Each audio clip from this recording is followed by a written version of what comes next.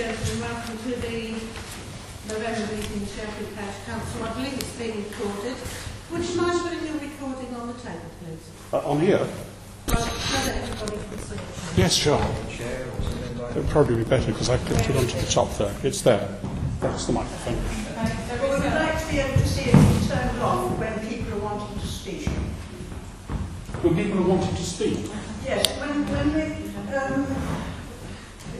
the last month, Sally said a recording may be made while the council is in session, but should somebody wish to speak and not be recorded, not councillors being recorded, but if anybody in the group with you doesn't want to be recorded, they have the legal right for them not to be recorded, and they can request it to be turned off. So they will need to see that being done. Is that the clerk's opinion? No, that's what she read out. I'm just double checking this.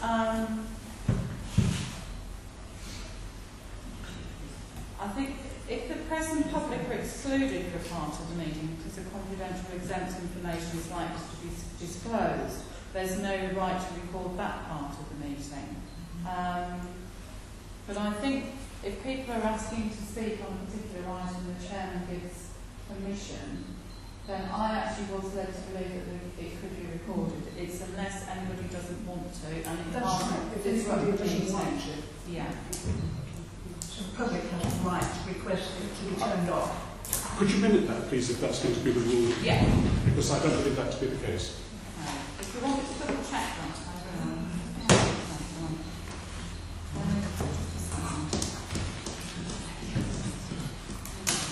I believe the case is that after the meeting, when the gavel drops, that the recording obviously would end. That's just. But when standing orders are suspended, that too is when that would be if the meeting is suspended. Yes, of course. Yes. Then that would also. I'm referring to. That would be correct. The gavel is dropped. Yeah. Yes. Yeah.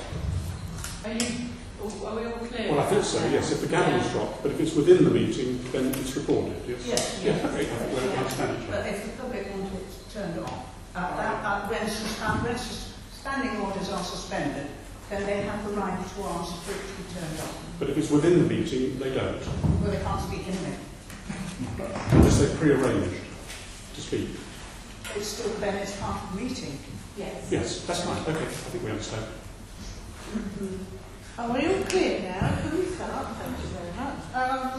Apologies for absence. Councillor John McGurk. Although he might be He might be able to arrive a bit later on. Declarations of interest regarding agenda items. As and when? To accept any dispensations for agenda items. Confirm and approve the minutes of the previous meetings. 8th of October and the 22nd of October. Have we all looked at them? You weren't here. Can I have a proposal in a second, please? I will. Right, there's only 3 of us here, wasn't there? That's right. Where are they? Here. Yeah, the 8th of October, so I think Councillor Baxendale seconded that, didn't he? Yeah.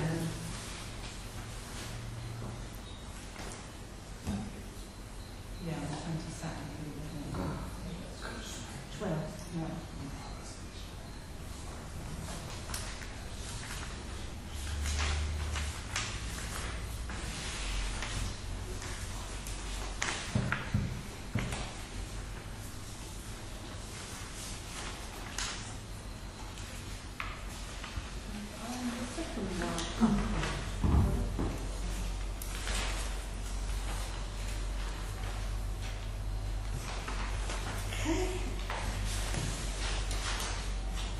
To elect a Vice Chairman for Shalfleet Parish Council. Can I have a proposal, please? Can I have a Parish Council? Any other? All those in favour? Carried. Can I ask you to sign the declaration of acceptance? Now at this point, we thought as the people here to speak, we would bring the planning applications forward to now, as opposed to expecting people to wait for the very end. There might be some other changes in future meetings to bring the questions on earlier, but at the moment we're keeping it to the planning. Is everybody in favour of that? Yes. Okay, shall we start with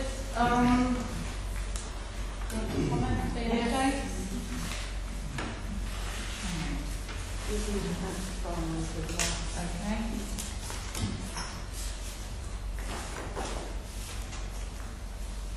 Basically, there's been a few permissions given by the Isle of Wight Council. One for Bank Farm Cottage, mainland Newbridge. That was demolition of a sunroom and an extension with some other bits and pieces attached to it. Another planning permission given is for Crane Lane in Woodhill Cranmore. That's retention and completion of alterations to vehicular access and provision of a 1.8 metre high boundary fencing with hedging. That was a revised scheme. Yeah. And another one which we did touch on at the last meeting was land at Homestead Farm, Cowbourne Lane, and land at Low Dodfitts Farm, Warlands Lane. That was agreed. That was an amended decision and it's subject to a legal agreement. Okay. And then there's three that relate to the installation of bicycle stands. One includes a listed building consent, and that's for the new inn, and the other is for the horse and groom. Excellent. Does that make sense? Yeah, I'm just checking on what I've got for the other ones.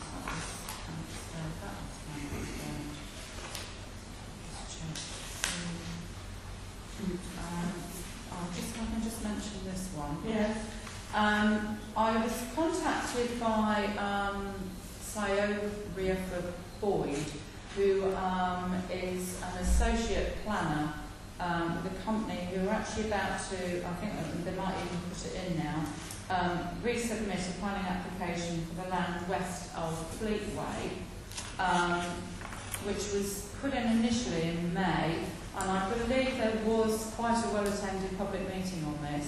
I have got a copy here, if anyone wants to read them, of the comments the Parish Council submitted on that, objecting to it. She has sent through just a couple of brief plans and a site plan, and a bit of detail on this. I'm not going to go into it in great length, but basically they're looking to hold two public consultation meetings, one in the afternoon and one in the evening, on Thursday the 27th of November. They're looking at hiring Newbridge Community Centre, so I have got her in touch with Cheryl Willier. But it was just to give you all prior notification that that has gone in and is going to be rediscussed. So we'll have to look at that. That was that. So I just wanted to mention that. Haven't got time yet. They're just firming up the venue, but it looks as though that's going to be the date. So if I get any more information on that, I'll send it round and also put it on the website. I don't know whether or not we'll do it at Shalfleet. No. It looks like more big at Shalfleet. Might have to get in touch with them after why. Okay. Because people from Shalfleet might find it a little bit difficult to get to Newbridge, or they can just walk back to the hall of Shalfleet, and people can, different effects, live round. Do they have lots of standing hiring things on at the hall? Maybe lots of, they might have Events again. Yeah. No, I'll mention it to they them. might be able to hold one there in the morning and another one in the evening at Newbridge. I think it's not rocket science to move it, is it? Really? No. Not a lot of room at Newbridge.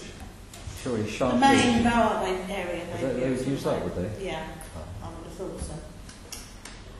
Right, so shall we start with the plans then? Land opposite Greenbarn, Luckett's Main Road, Boldner, proposed agricultural storage farm. Your comments, please. Can I start off? Yes, of course. Because I might try to ask questions. I believe it's come up before, at least once, and I researched back on the internet, and I looked for comments to see why it wasn't turned down. And the only thing I've found so far is the position, its footprint as they call it, of what they proposed overlapped onto a public footpath.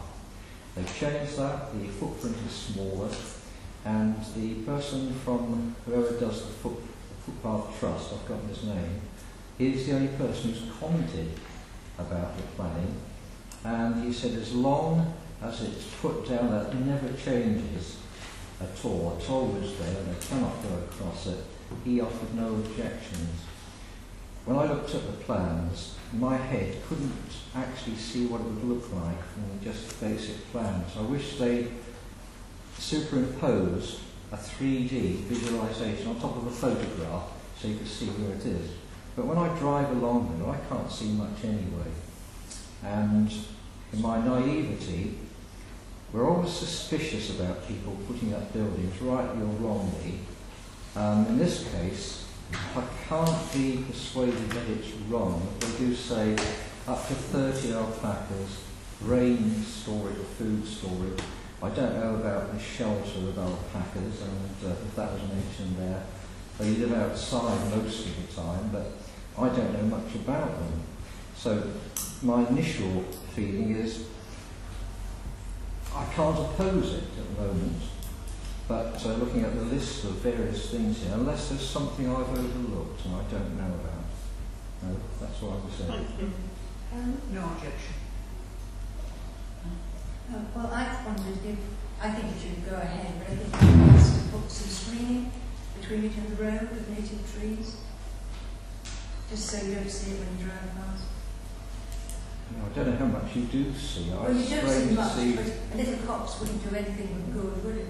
They've knocked down 2 trees actually, I think, between there and the road. I don't know what it is. I just saw on the map 2 felled trees. As I haven't been able to gain any access to it, it's just passing by. I was driven past, I thought it would be a little copse. Stops that feeling of busy driving on the road, seeing one little development after another. Brenda? I haven't been that way for a long time, so if you don't mind, I'll explain. Can I just say that John McGurk asked me to say that he had no objection, as long as there was a condition put in, where are we, that the purpose will only be for agricultural use, and clarification needed from applicant that the use driven by the alpacas will not require any residents on the site now or in the future. I think that's fair comment. So can I have a show of hands, please, all those in favour of this development? If it's sustainable. If it's sustainable, that's another thing. Is that 4-4? Yeah. Are we all in agreement that we ought to put on Yes. the dead's comments?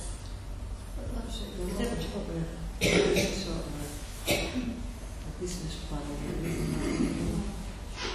All they've said, it said on the plan was, we've got about 15 or 16 there now, and they're Not as hoping to many build as the herd that. up to 30. That's what it says. Whether it's sustainable or not, we'll find out, won't we? Perhaps we're not in the business of having expertise to say whether it is or not. Okay. Don't know what the age is. Is everybody happy with that? Okay, Wing Cottage, Main Road, Bolton, transport or installation of solar panels on roof. Shouldn't think anybody's got much to. No objection. No objection. So that's all in favour. The boathouse court, the South Boldner, retention of repairs to seawall, increase in the height of Gabion Cage and associated landscape. Revised plans. Well, it's not right on my patch, and to be perfectly honest, anything that stops the sea coming over and Gabion Circle Black House. It was revised from something else in the past, it said down, it was a revision. And not knowing anything about it, I I think wondered, it's increase in height. Yeah. The Gabions, yeah. was this recommended by... I would have thought so. There's Gabions all the way along there. There's Gabions on Brambles. There's Gabions in the middle bit. And he wants to protect that bit because next to that is Water's Edge, where they're having their... So that with tide or increases, etc., this is protecting anything from storms or whatever. I think it's You know, because it looks as if we're going to get stormy weather and that has been bashed to bits down there. So personally, I've got no objection to that. No objection. no.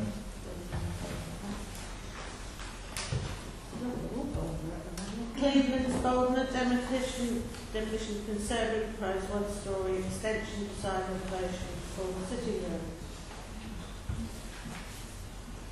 Was this done before? Was there a drawing brought up, or was this the first time? Well, there's about six flats at Cleveland's, and the two bottom ones on either side, which we look at, are both got conservatories. So it doesn't really make that much difference, I don't think. We're just trying to do. You want to replace it and go to Yeah. It's, according to their form, it says nothing's basically affected, No. parking, No, access nothing or is, anything. nothing, no. No objection. Brenda? No objections. No, no. Churchview House, Churchview Lane, Shalfleet, proposed detached building, revised unit as holiday accommodation, revised description, revised fee, revised advertisement application. I have very interesting in this. Any thoughts? I've looked back at what was on previous, what was actually proposed there and what's been revised. There was a favourable report by the Environment Agency with provisos that certain things were done to do with flooding. I think that was their main concern. Anything to do with flooding. They're quite happy that there's very little chance of it being flooded. So it said, I don't know anything about that. But there was an objection. I think words like covenants, I have no idea what is meant by that. Drainage, the environment didn't think it was going to be quite so bad. And location for vehicular access and fitting in with the area. Unless one is an expert at walking around there and has access to the place, I can't comment on that.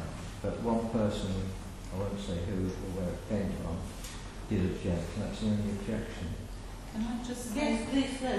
just for a bit of information on covenants, they're not a planning material consideration. It's very much a sort of This civil is just thing. what this person Yeah. wrote down. Yeah. You see.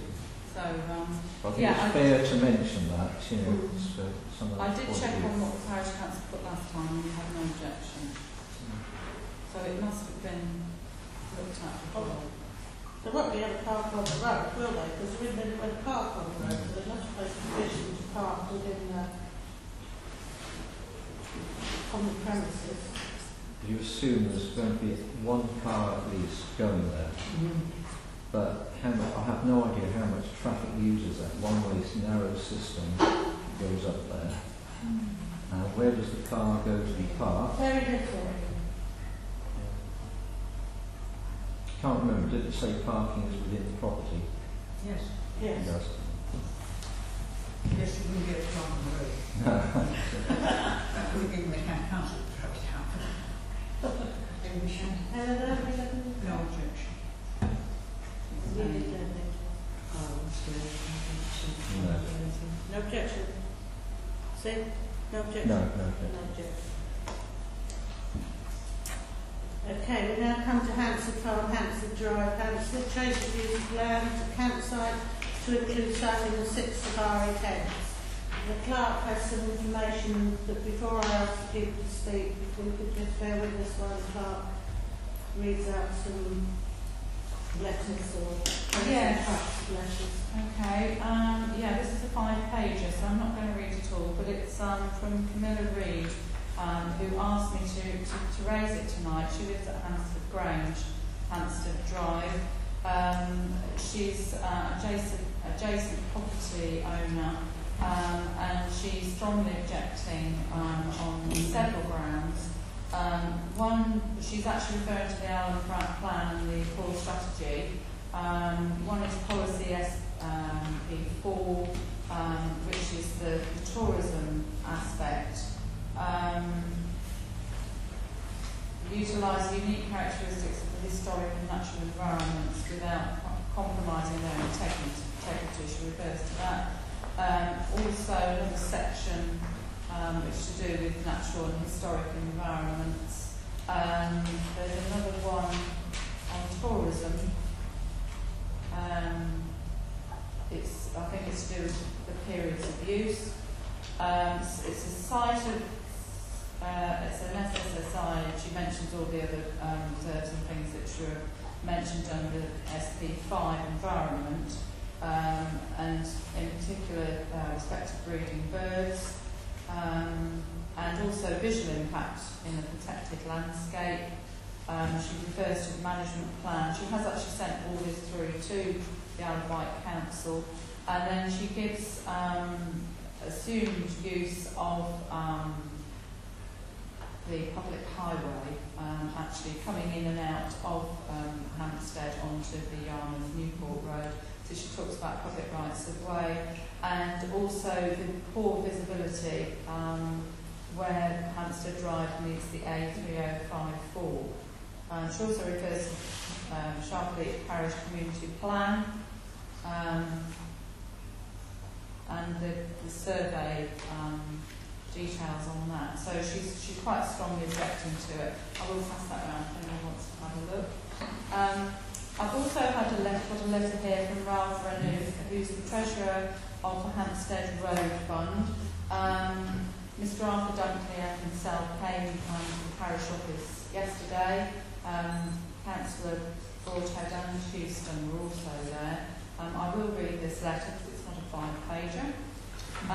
We write to express our concern at the suggestion that Hampstead Road should be recommended by the Planning Department as the chosen approach route to the proposed campsite at Hampstead Farm. This ancient highway at Cranmore leads from the A3054 to the jetty and site of the original salt cans at Newtown Creek. The first 3/4 mile of this highway is now known at Hampstead Road and is an unadopted road with 26 residential properties bordering it. The late Lord Denning, Master of the Rolls, pronounced that as the highway predates 1850, it should be adopted by the local authority. The Isle of Wight Council chose to ignore this ruling and left it to the local residents to maintain it at their own expense. May we draw the Council's attention to the fact that the Planning Department have recommended that traffic to and from the proposed campsite at the end of Hampstead Drive be routed along a very narrow, single-lane, muddy pothole track from Hampstead Drive at Pigeon Coo Farm turn-off to the top of Hampstead Road, where it joins Solent Road, and then traverse the entire length of Hampstead Road to its junction with the Yarmouth Road. We can only assume that the planning officer must have driven down this section in 4x4 She does not appear to be aware that greater use of Hampstead Road by non-residents and commercial vehicles not servicing the needs of residents will entail even greater effort and expense for the residents of that road. Last year they purchased and laid no less than 65 tonnes of aggregate, despite which the road surface is still very unstable. You need also to be aware that the first 3 metres of Hampstead Road at its junction with the A3054 is owned by the council, which, despite repeated requests by the residents, has failed to improve its unacceptably dangerous layout. Visitors unfamiliar with its use invariably enter and leave display on the wrong side of the triangle. The Hampstead Road Fund, run by the residents to maintain the road, cannot accept the planning application in its present form. The increase in traffic will place an additional intolerable strain on the volunteers' physical efforts and finances to maintain the road structure. It should also be noted that the Planning Department's calculations based on 36 properties on the road is incorrect. There are only 26 properties and therefore their traffic projections are misleading. I've also, which I'll pass around, got some figures that Mr Dunkley took of pedestrians crossing the road between 8 and 9 on several days in November. Thank you. Okay. Can I ask if you run off the speak, please? Yes, Ralph Reddiff. I'm the treasurer of the Hampstead Road Fund. I represent the input of the 26 residents on the road. I think you'll understand that our main concern is the wear and tear on this road. The council figures are skewed, they are not correct. They've increased the number of houses to 37, and in fact only 26 to 26. The figures that they apply to the site are in fact very, very low. They're saying it's sort of 8 people to 1 car, 1 trip in, 1 trip out, which is ridiculous. What I'd like to ask the councillors, are they aware, have they actually traversed Hampstead Road and the small piece at the top that joins Hampstead Drive? Yeah. They have. So I'd like to, when they make their decisions, will they take that in mind? They've seen the state of the road. That road is, as I said in the letter, is maintained at our expense with a large amount of aggregate, 65 tonnes last year alone. We're already up to over 50 tonnes, 55 tonnes at the moment this year. It's a lot of work for us to do. We have to repair that road ourselves. And if we have vehicles going up and down at great speeds, the destruction will be incredible. So our concern is not about the actual campsite itself, but the actual route chosen by the Highways Department without any real consultation with the residents. Brenda, Yes, can I ask, do the people at Hampstead Farm, are they members of your group? Do they put money into the maintenance of it? No, the Hampstead Road Fund is for those residents, the 26 residents on the road, and that's the only income we have. Have you spoken to the people at Hampstead Farm about this? We haven't, no. It's only come up for us, we discovered in the last 8-9 days. So we've been consulting with the people on our road and trying to get things together. So am I right in thinking that access to this farm is just on the road there, on the other side of the Horsham Grove? Hampstead Drive is the other side of the Horsham Grove. Yes. And that is the entrance that the planning authority are refusing for access for this development. Because it says it's too dangerous for them to exit onto the road. That Hampstead Drive will give them direct access to the farm at the top of the road. Yes, that's what I thought. Yeah. But it does, but it's the only way around it. I say, the Hampstead Road is a single track road of approximately 1 mile in length. Now the only passing places are people's drives. And if you know yourself, if you're driving with a trailer, you cannot reverse to allow somebody to come past you to the nearest one. If people come the other way, you'll have to reverse. We also have to maintain This is the access from Hampstead Road. all the way up. Yes, it's there. where it goes now, and we've got the private road side, the drive, that's where it gets narrower, isn't it? After Albert and Margaret and Lloyd. Yes. Can I? After that. That's Hampstead Drive. I've just got some comments to add to that. I mean, when I looked at the planning application, it seems a great thing to do there, sort of in the middle of nowhere, and I thought it was great to begin with. I started reading some of the comments on it, and then I looked at the route that they were choosing, and it seems that the applicants have gone on the advice of Island Roads. I don't understand that advice because I go up those roads quite a bit, and I think certainly accessing the site is no different from going up Hampstead. I'm not trying to put the problem on someone else, but accessing the site is no different whether you go by Hampstead Road. That's access off the main road, I should say. Access off the main road is no different whether you're going from Hampstead Road or Hampstead Drive. Coming out of it, personally, I think both roads are very difficult to come out of. I probably wouldn't turn right out of either road, and both left turns are probably the same. I'm really struggling, and I do agree that the Hampstead Road is narrow enough when you're travelling along there, and one car always has to set aside. It does get in a dreadful state when it rains. And I think it's Redgate Lane at the top, isn't it? Is that the little road that links it, the private road we were talking about? That, this time of year, is an absolute quagmire. And it is really narrow. And I really don't even get 2 cars past. Would they be glamping in November?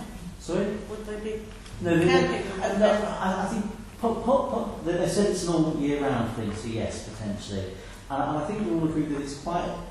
We've got no objections to the actual what's going on there, and glamping is a bit emotive more than anything else. So let's not focus on it's the access thing. And I think that what we find really difficult to support is the access by Hampstead Road and Redgate Lane, which is the really narrow one at the top that goes up to Pigeon Coop.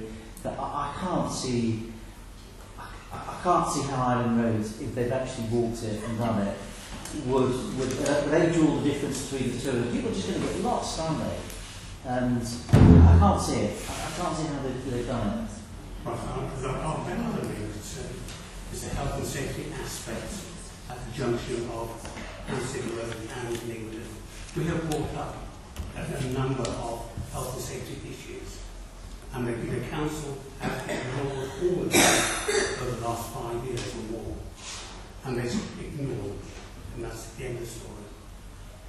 But with respect, it's not just Hampstead they ignore, it's everywhere. So they're not just picking on Hampstead. No, but what we are saying is that until such time as the basic health and safety requirements of Hampstead Road is met, we will refuse access for that development and access.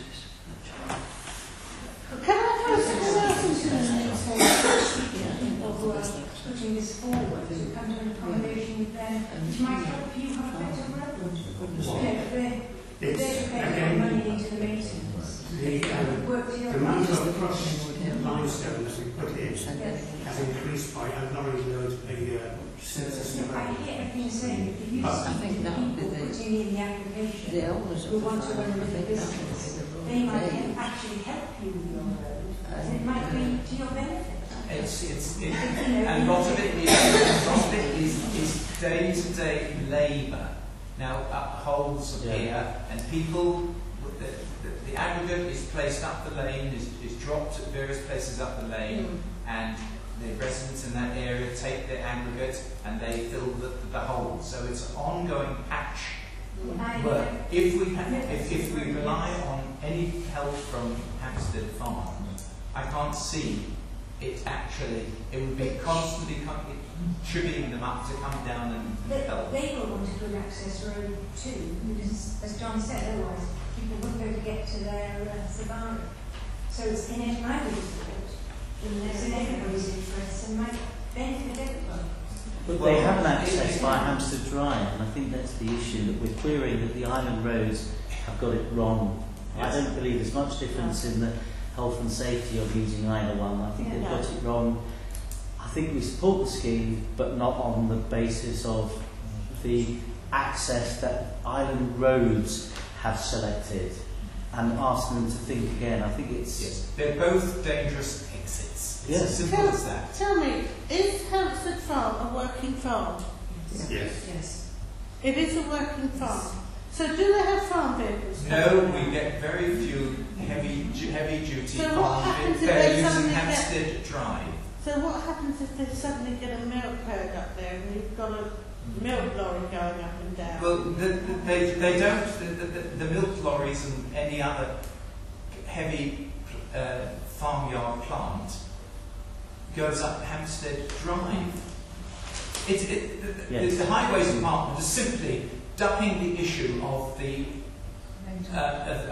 exit Hampstead Drive and saying just use Redgate Lane, just use.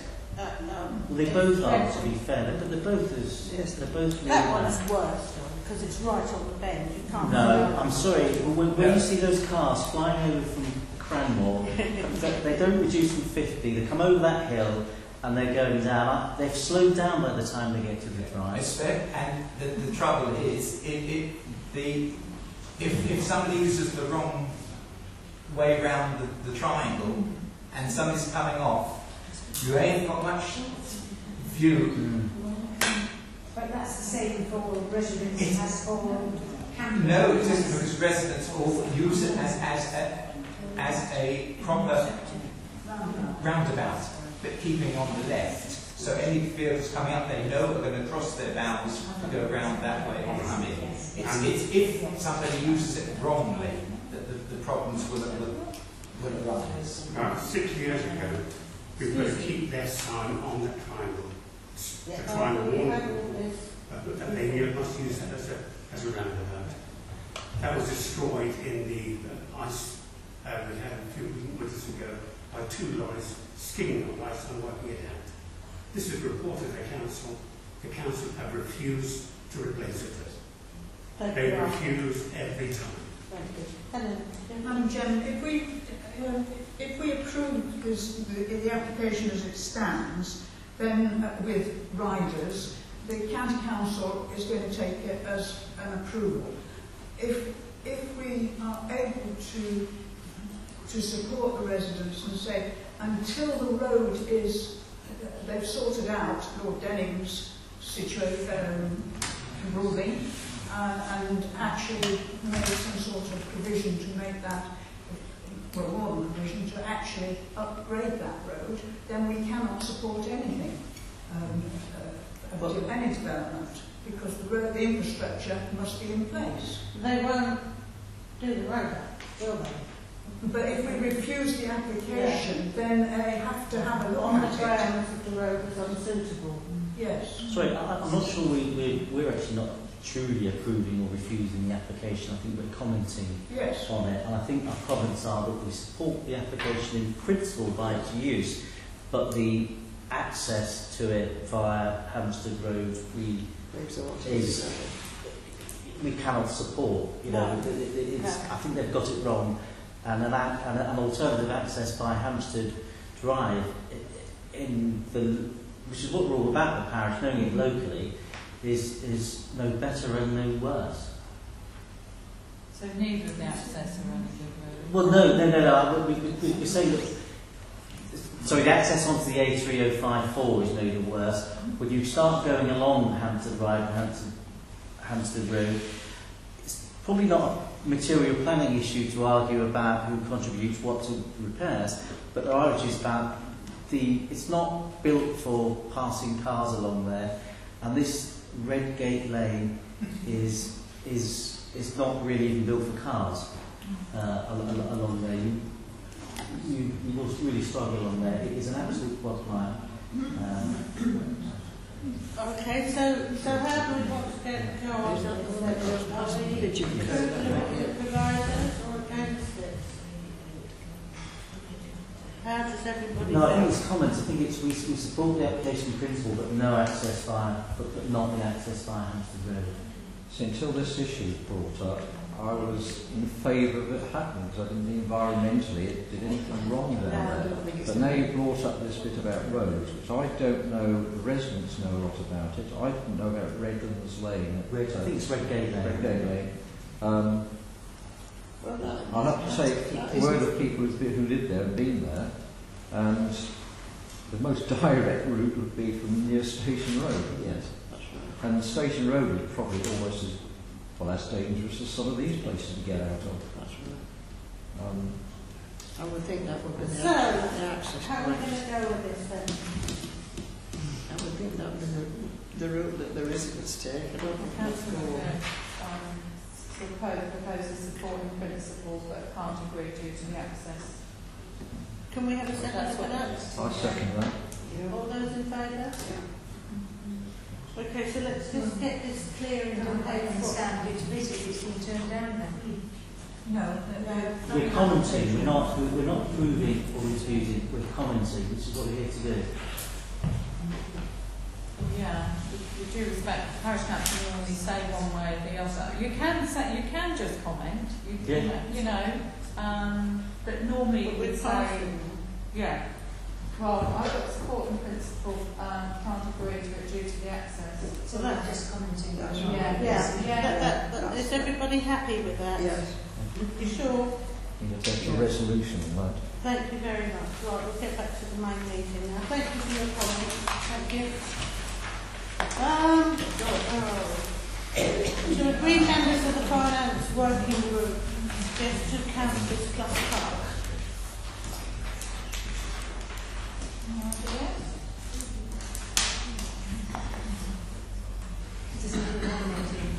Yes, it is really. I mean, just to let you know, the Finance Working Group basically worked with me to put together a proposed budget stroke preset that we would request from the Isle of Wight Council, usually around January, February time. So it's basically to start putting together a budget that we would then bring to full council, rather than everybody working on it.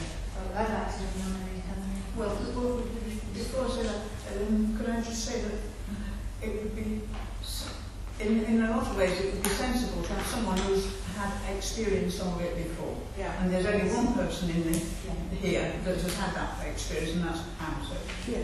So I think she should be one of them, the clerk. So it's whoever else after that. I mean, I don't mind helping, but I can't always be on the islands. But if it needs you to sit round the table and be there an awful lot.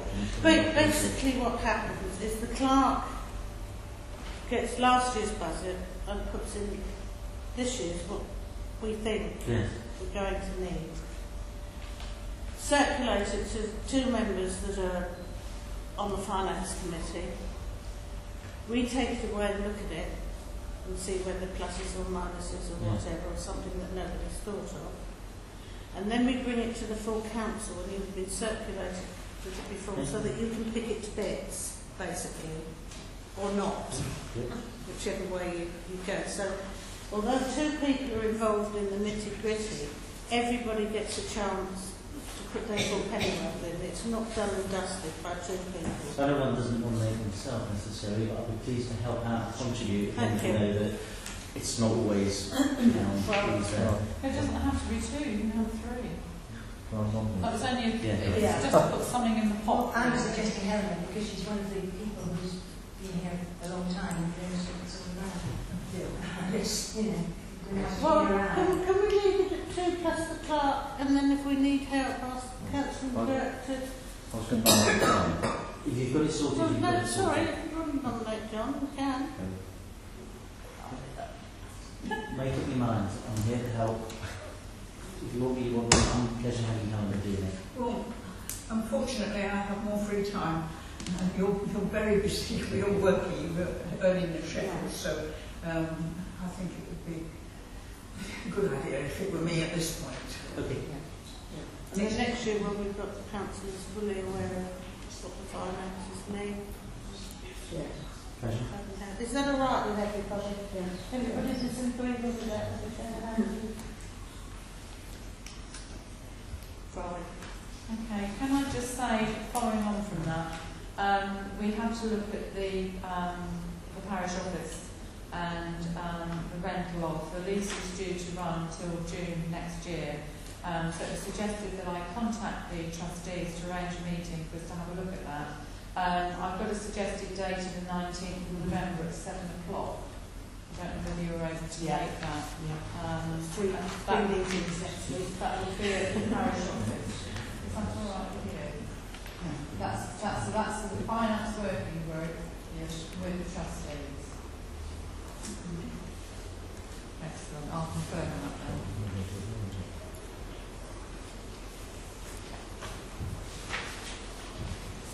Okay.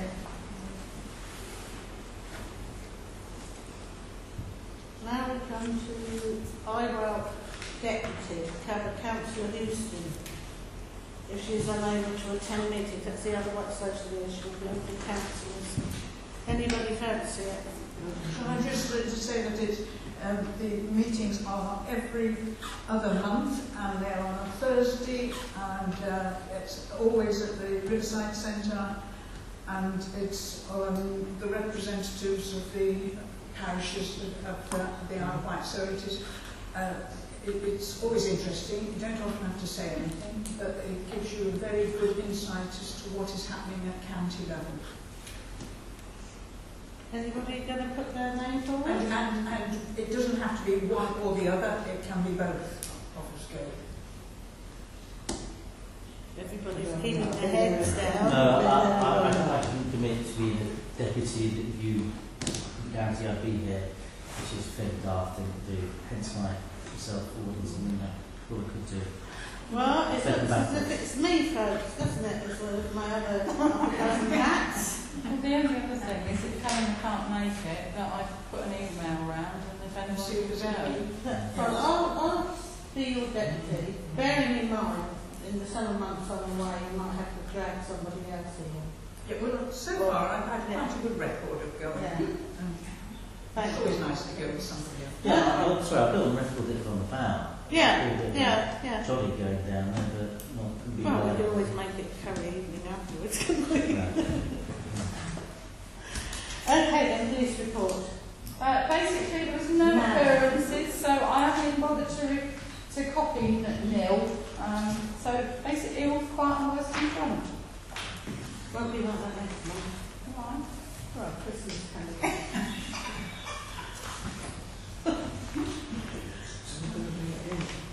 Clerk's report. Okay, I've put round the approved list, well, the payments list to you all. There's also 3 months bank reconciliation going back to July. I've got the invoices here, if anyone wants to have a look at them. Oh, did I get this? There's so much paper flying back, John.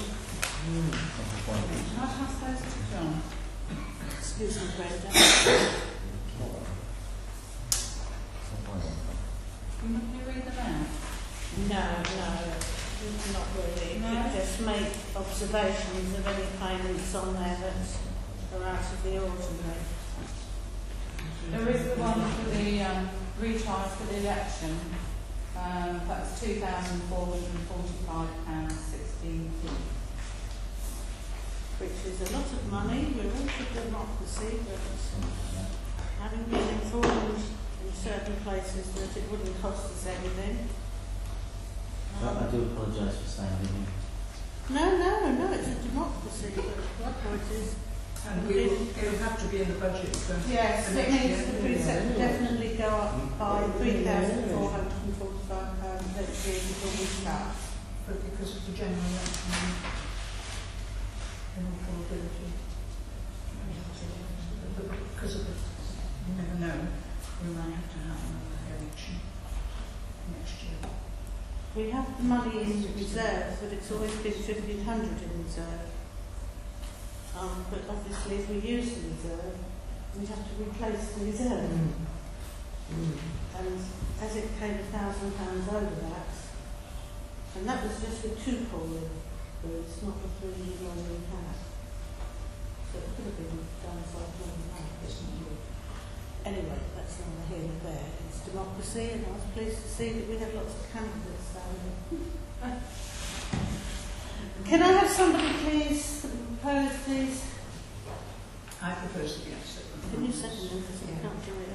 Proposed campaign, seconded by Brendan and Hits. Thank you. Well, while you're doing that, with all your Yes, I have got copies of my report on the table if anyone wishes to take one. There are a few updates from when I sent this out to councillors.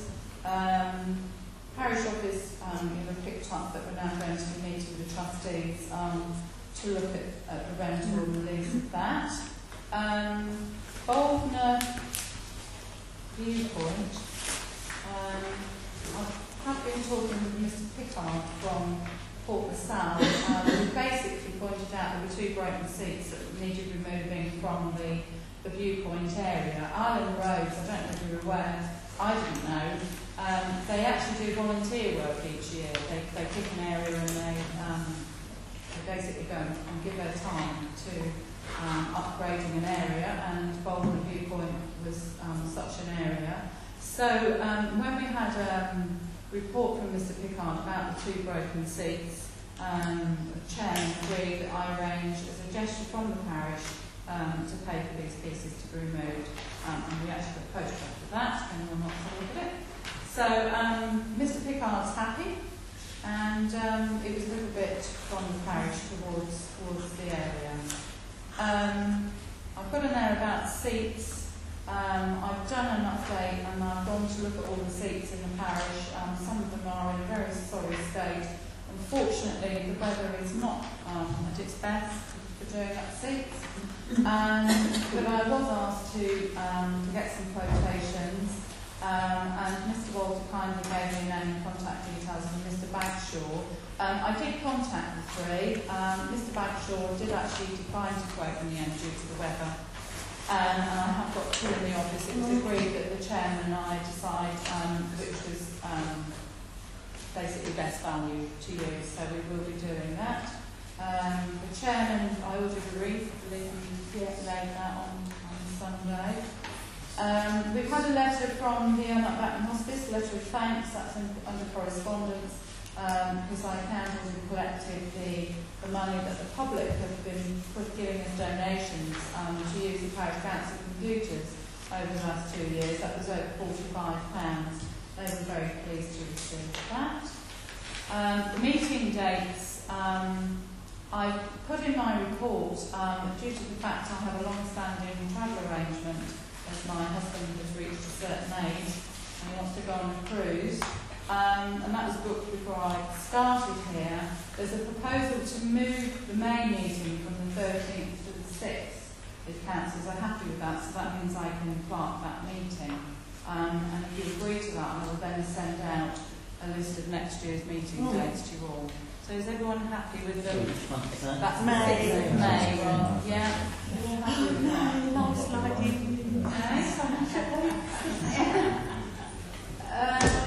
Village news. I had an interesting. I've met the vicar, and he is involved in village news. I have to say, living in Totland, I haven't seen this before. I have to say, what great little news this is. They have put a report in that I sent in for Shalfleet Parish Council, basically informing people on our new parish councillors and myself and a few other things that we're getting up to. So I will continue to send some news through to Zoe Chapman, who's the editor. I know she's put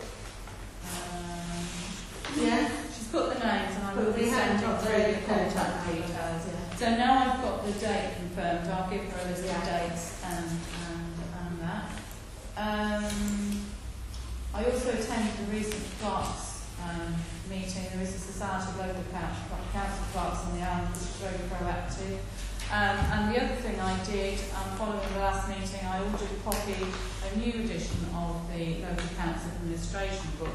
Mrs Tyrrell thought we could get it cheaper than I found, but we both had a look at the chairman and I, and actually the cheapest price we can get it was through the Clerk Society at £66. So I have ordered another one, so we're up to date. No, that's correspondence. So, the only other query I've got, and I don't know whether anyone can help with this. I had a gentleman query a marking on the Shalfleet Parish Community Plan. And I don't know whether you've all seen this. I think it was done a couple of years ago. And there's some markings on here which to me look like railway lines, but they're not railway lines. And nobody seems to know what they are. So if anybody has any clues, if they could let me know after the meeting, I'd be very grateful. Thank you. That's my report, Shane. Thank you very much. Correspondence? Correspondence. Yeah. Is that Monday that?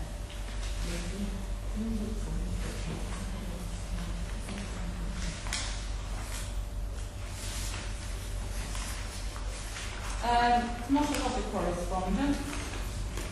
There's basically the Clark magazine, which I have put in there because I wanted councils to see what a good magazine the Clark magazine is.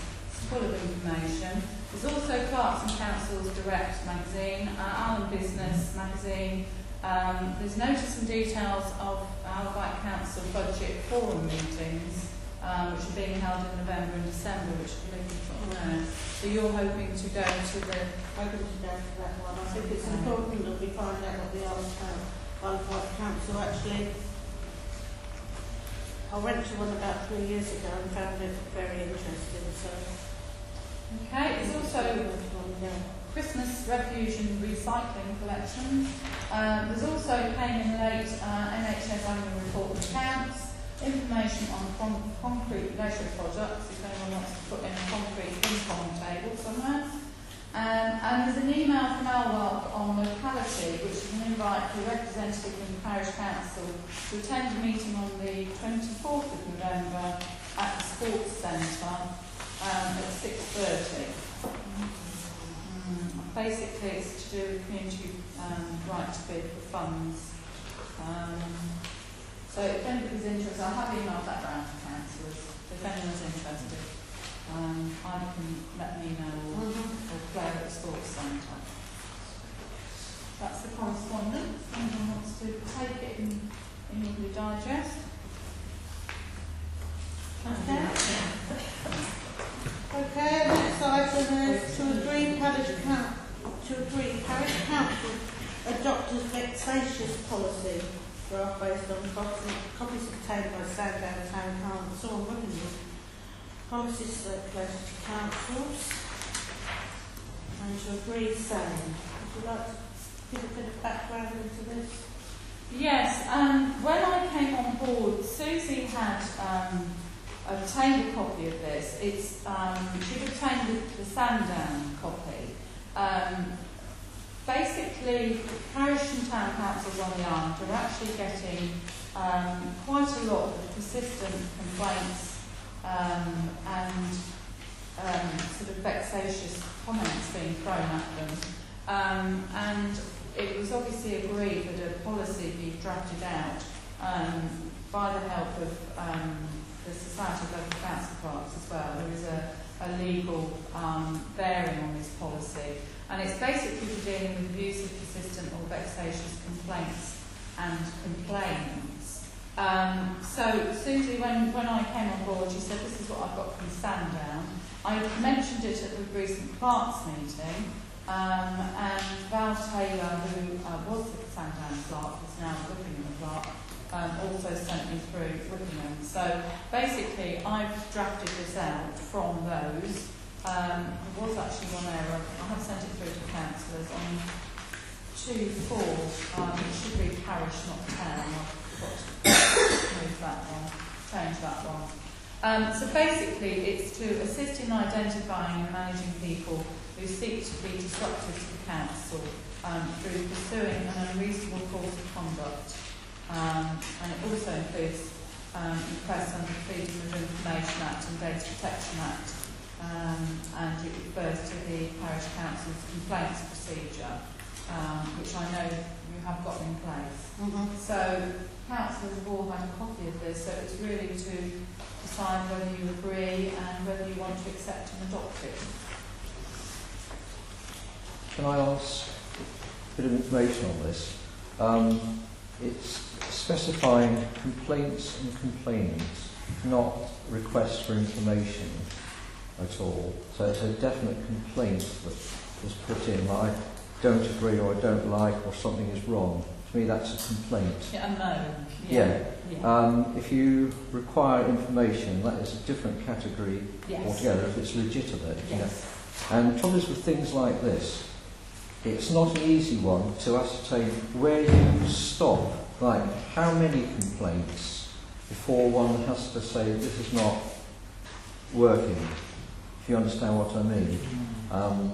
This one I can't answer what, you know, where's the line drawn, and how you ascertain if this is correct time course of action. Yeah, I mean, to me, it's fairly specific. I mean, it says here about habitual vexatious complainants that are basically using a lot of council staff time when you're endeavouring to respond to things, and then more and more complaints. Or, I mean, I suppose it's how you, I see what you're saying, it's how would you constitute what is a complaint? Well, a complaint might be, you haven't responded to my last email or something like this. But when people have got to be reasonable, you've got so many hours in the day, Yes. there's a limit to what you can I think do. it's if people are unreasonable and it wouldn't be taken lightly, would it? I must admit that I've never heard of a vexatious complaints policy before anywhere. And I'm a bit kind of worried, not necessarily with the incumbents here, but if this is going to be here and it's going to be here for a long time, I think it could be misused by genuine complaints, that messages that people don't have, and it might be 5 years down the road that it can be used probably for not the right purpose. And I did read it, and I found that it can be interpreted as being quite subjective in terms of what really is vexatious and what really is a complaint and what's persistent, and almost quite kind of arbitrary in many ways. I actually thought that one of the measures in here was to have the clerk being almost the arbiter as to whether it is or not a vexatious complaint. And I thought it was really put the clerk in a very awkward position of having to make that decision. My absolute preference is not to have this and trying to deal with it when we have issues. If we have to have something, then we just need more checks and balances on it, and not put the clerk in an awkward position. And we have to have something like this, then I think we just need to have the full councillor's agreement that somebody is being vexatious or complaining too much. I feel really uncomfortable with it.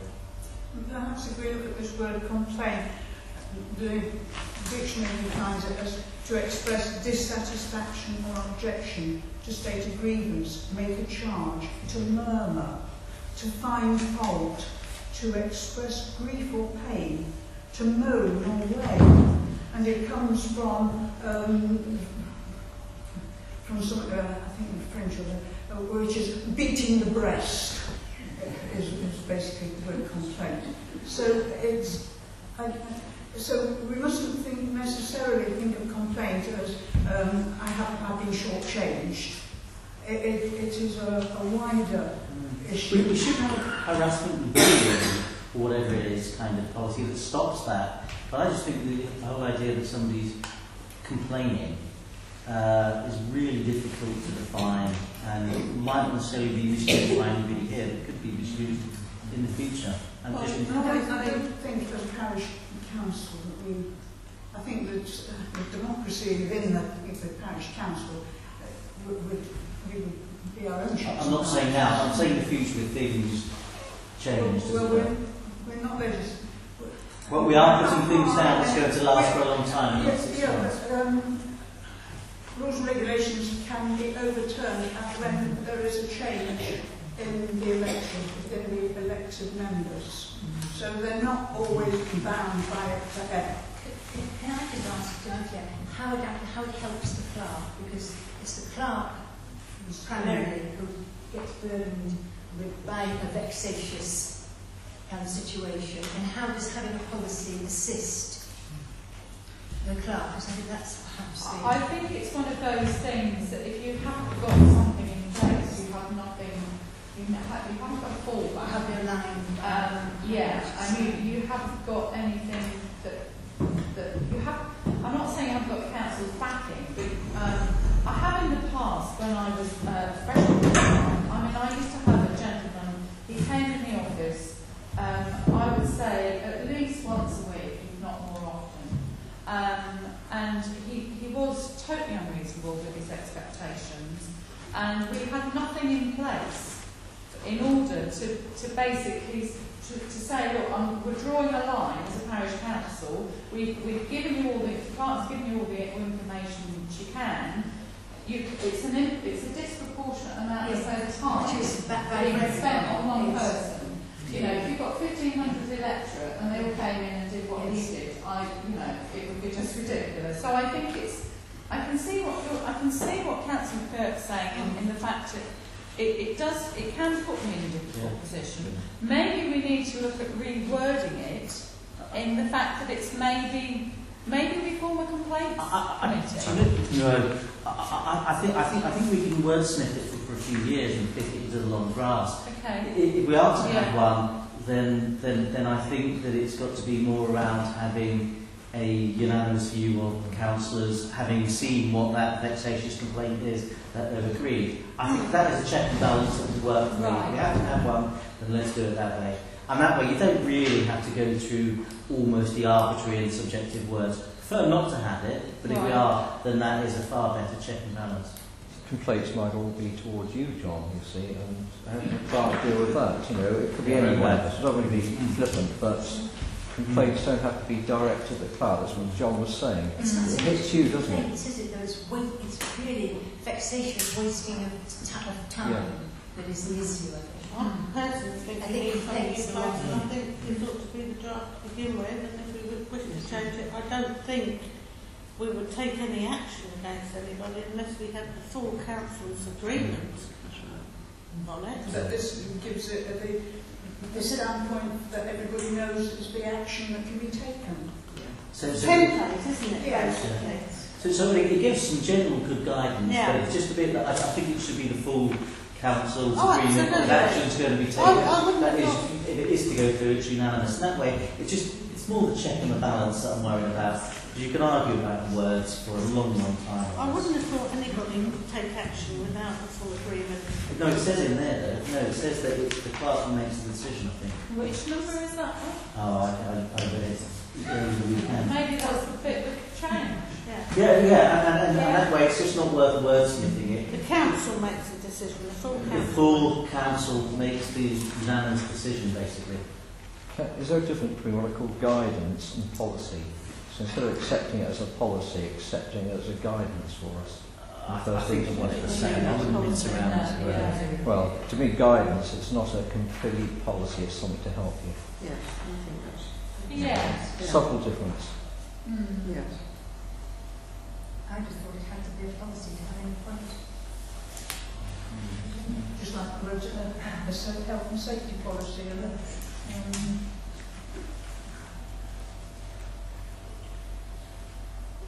Well, I think it ought to be a policy. I would like, perhaps if everybody's finished talking, how everybody feels about policy or guidance, and then we can have a vote on it. Should we have a vote on both, or...? I think we should accept this as it is, and then fresh vote later if we have any problems with it. I think it's the decision. If we can make the decision a unanimous decision of the council, then I think that's the check and balance. Yeah, change a bit from the clerk to the unanimous decision of the council. And that kind of Yeah. makes the check and Is balance. everybody happy with that? Yeah, I would Yes. prefer like that. Yeah. Right, can I have a proposal, please, that we accept this fixatious... Okay. Steve, With that Second, amendment. With that amendment. with that yeah. amendment. Yeah. All those in favour? Right, thanks. That's everybody. What's in favour now?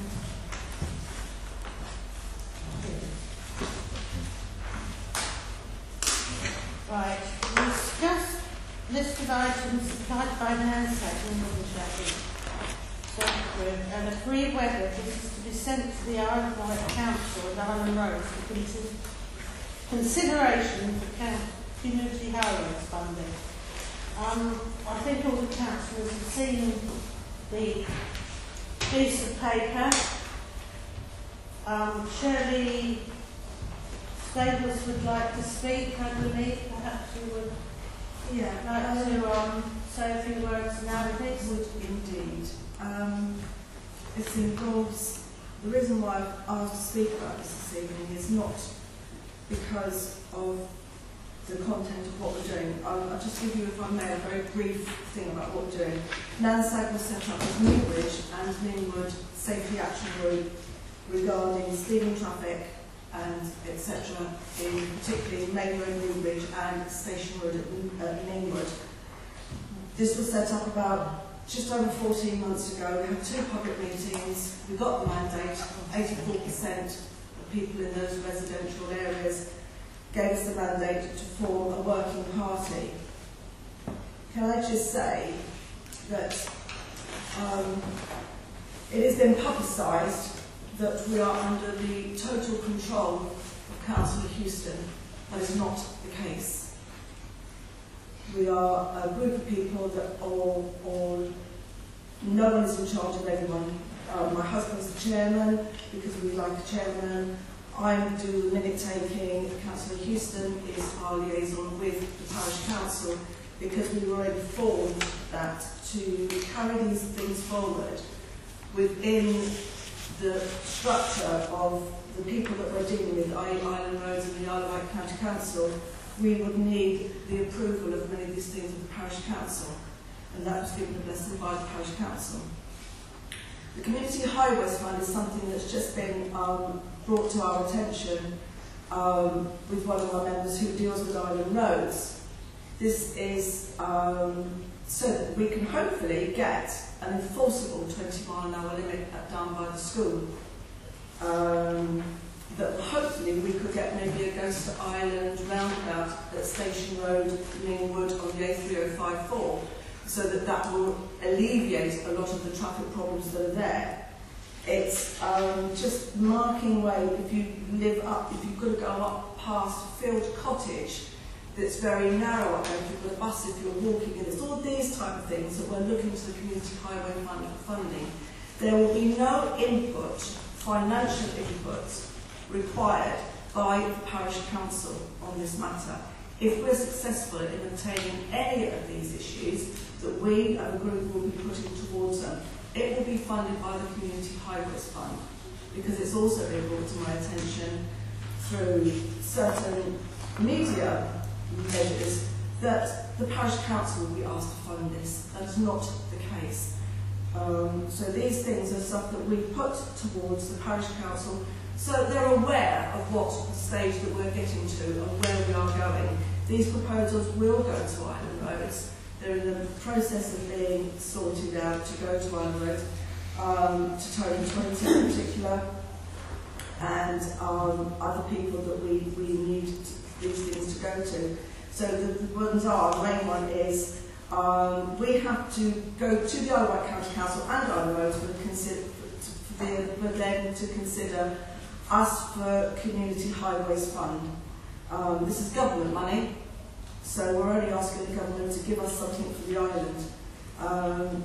We've already sent in a top 10 list to Tony Toynton, and those went in some 6 to 8 months ago when we had, or certain people of certain members of our group had a very productive meeting at Island Roads headquarters. And through the village of Newbridge, going on to Newbridge, in certain areas, if you live in Newbridge or walk through there are no pedestrian walkways. Some of the areas you're coming down roads, you've got cars parked, etc., and it's difficult for people to walk there. So just to mark a small pedestrian way along that road, maybe something, just to give cars that are coming up there around a bend on a hill an idea that they need to keep out just a little bit rather than shoving people into the hedges. Bringing down the zone from where it comes from Willow Road, you come straight out of a 30 limit into a national speed limit. We're asking for that to be a graduated speed limit through there, and on the approach, on the western approach into Newbridge, we're asking that we bring this national speed limit from the speed limit down from 60, gradiated down 60, 50, 40, 30, because they tank up through there. We have done Speedwatch, of which I'm a coordinator for Community Speedwatch, and a group of us go out and we do this under the auspices of the police. We're all fully police vetted and fully police trained. Not a bunch of people going out and doing it off our own back has been also brought to my attention, has been muted around. So we do that along with the police, and that's to give us the statistics to prove that we do have speeding traffic problems. Not major problems, but we do have them. As a major example, we did a speed watch at Shalfleet Main Road the other day in the 30-mile-an-hour limit. We had one van go through there off the limit, well in excess of 55 mile an hour. So we are out there, this goes to the police. And anyone can join Community Speed Watch. If they'd like to speak to me, I can give them Rebecca Smith's contact number because we are part of the extended police family. My husband and I are coordinators. We have our own collar numbers to get into Newport Police Station and an ID badge to get us into Newport Police Station to log anything that we need to on certain parts of the police national computer system that we have access to. We don't have access to their whole structure, I may add. Going on, I've already said, we're hoping to get an enforceable 20-mile-an-hour limit down by Shalfleet School because obviously there's ongoing problems there at the Ningwood Road Junction. So it's not, we're not asking the Parish Council for any money, we're just giving this so they're up to speed of where NANSAG is going. And if anybody would like to come to NANSAG, to one of our meetings, we have minutes of all the meetings, they're all minuted. If anybody would like to come along, please do contact me, because we would welcome you with open arms. And as a final, if you want to do a Community Speed Watch, come and talk to me and I can give you Rebecca's contact numbers. She will welcome you with open arms. Thank you. Thank you very much. I'm sorry I got that. No, very informative, thank you. And could I just add, Yes. from last month's minutes, when the clerk had spoken to Mr Giles at Highways, he explained that, and so this is a reiteration, there were no actual application form is required, it's just a list of items that are not on the contract. They can be sent to Highways, and these are then looked at and assessed, and if agreed, go on the network integrity register. There are over 700 on this already, and it will take 3 to 6 months for an assessment to be made before deciding whether items should go on this register. It's an ongoing matter with no deadline dates, and that's where it finishes. So it's keeping, so this list is to keep you informed as to what has been picked up by the NANSAG group, and we would like your approval to a letter to support. A letter in support of what we put on there. Yes. And presumably people can make suggestions if there's an area they think is dangerous. Yes, yes, absolutely. But this is Newbridge and Ningwood, so if Shalfleet wants to do something similar, I see, yes. then It's up to those. Yes, yes.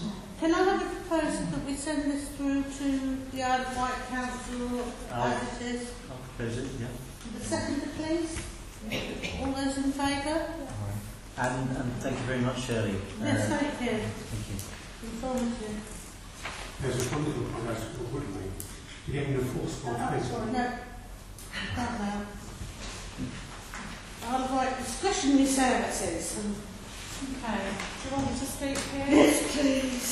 I'll try and keep this brief. Basically, this came through in August when we hadn't got full council. So I have let the Isle of Wight Council know that we deferred it to this meeting.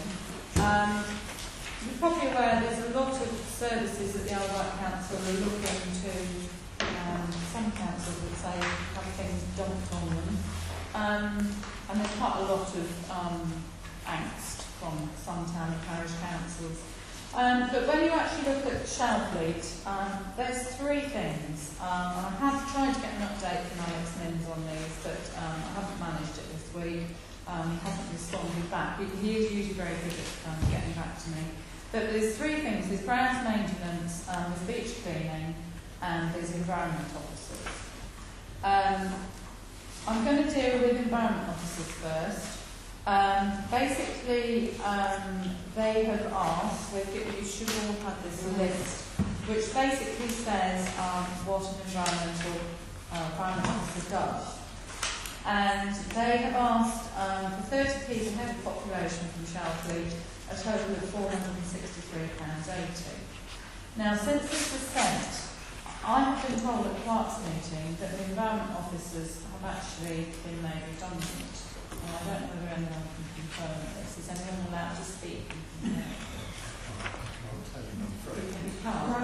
I've been told unofficially there are 4 environmental officers on there. Oh, thank you.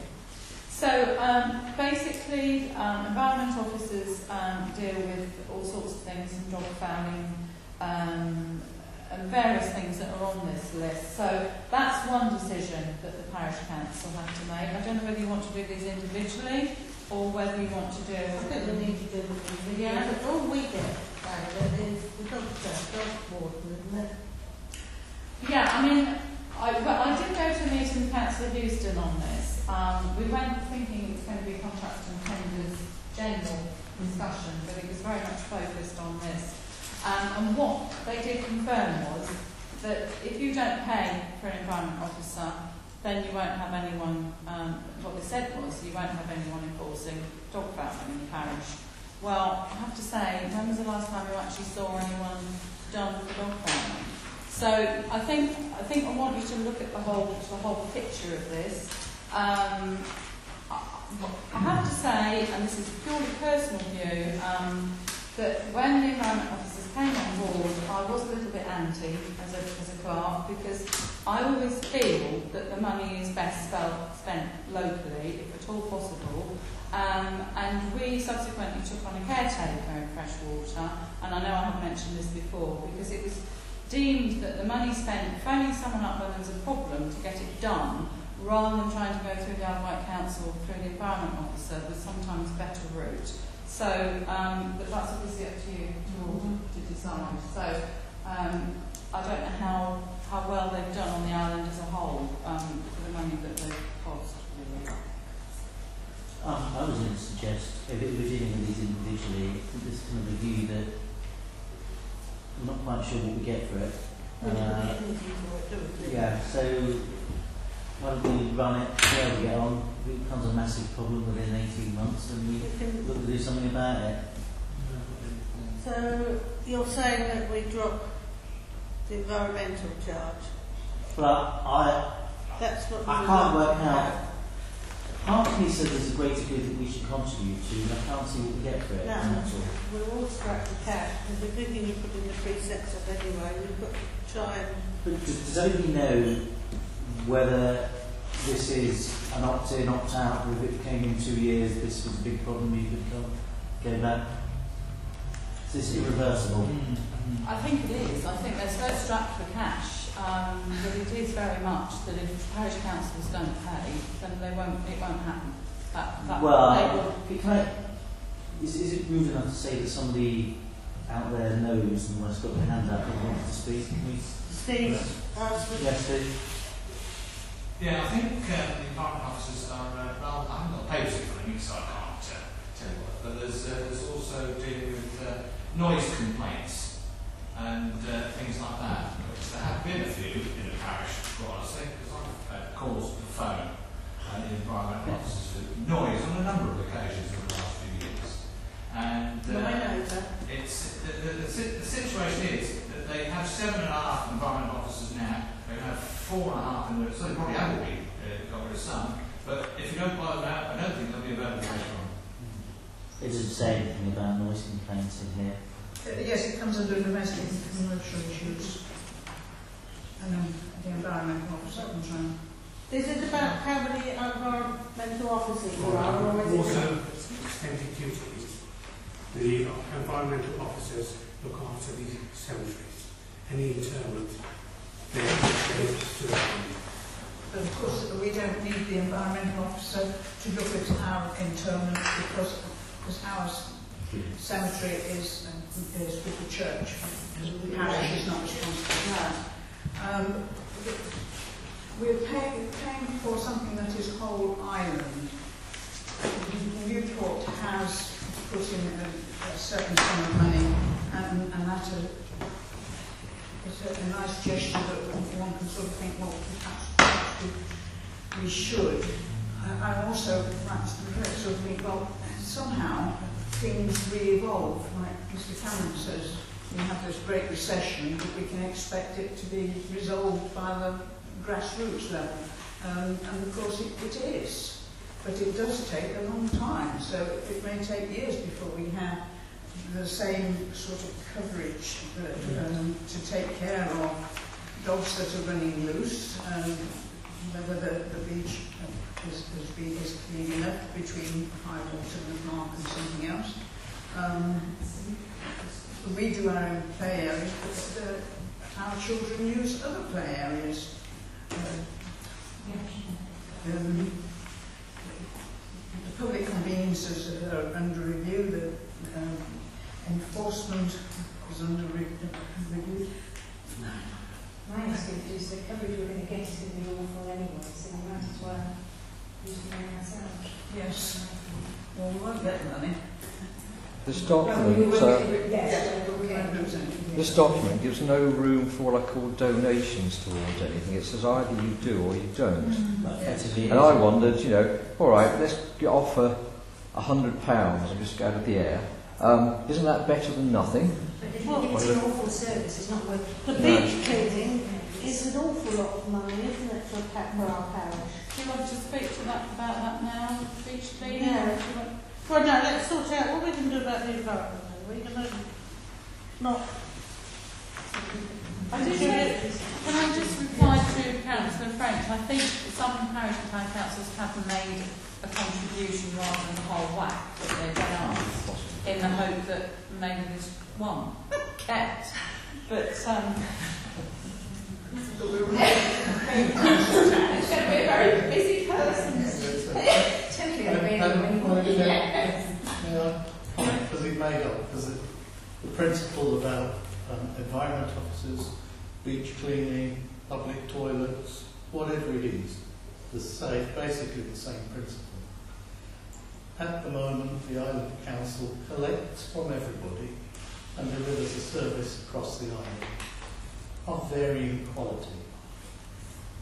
Some of those services are going to have to cease or be shut down to such a point that, you know, there might be an environment officer, but he or she will end up with so much to do, they'll never ever get to your complaint, and so there's pointless having it. One of the things that the budget roadshows will be bringing out as they go around is this principle of asking the next tier of councils, that is the town and parish councils, who are not yet capped, to look at whether they are prepared to contribute to some of these services which are across the board. And so far the response is mixed. And some councils have said yes we will, and some councils have said no we won't. If there are insufficient funds coming from the 31 or 32 town and parish councils, then the service will be reduced to the amount of money that is available. And given that the Island Council is not allowed to put up its precept by more than 1.9%, which is less than the rate of inflation, and given that some services are statutory and they're forced to deliver them, like adult social care, which is running hugely over budget, the only way of squaring the circle is to ask the non-capped councils if they're prepared effectively to raise their rate to contribute towards these things, and that's your decision as to whether you do or not. If there is not enough money, then the service will be diminished or stopped. And it's as straightforward as that. Thank you, Stuart. Where's that? Unless everybody contributes, the service will be worth nothing. If everybody's contributing, there is no point throwing money into a big Well, I've never seen a dog warden in my life. They don't go up on the field. There's a few volunteers. Could I suggest that we park it here, quickly go on to the other ones, and you can put things in perspective, because if there is a part of a contribution you want to make, then maybe you'll decide that it's this and not the beach cleaning, which is significantly more expensive, and I think we're saying that we certainly don't get value for that. That would bring in... Can we prefer do you want to defer it? Well, until we've spoken about all of them. I think Yeah. it puts things in context Yeah, before we okay. kind of split the atom on this one here. Fine. The big item is, I think, it's beach cleaning, isn't it? And then there's Yeah. Well, ground maintenance, we're quite happy with that. Well, we need to touch base on that. Should we deal with beach cleaning Yeah. next? I mean, basically, again, that's based on £1.05p per head of population, and all Ireland contribution would be £1,623.30p. So option A is to contribute to an all-Ireland contract for beach cleaning on that formula, or they're saying option B is not to contribute. Again, I know Newport, I think they were asked for £26,000, bearing in mind they've no beaches. They actually said, well, we'll give you £10,000 because we're looking at all Ireland and people in Newport use the beaches. So there's two lines of thought there.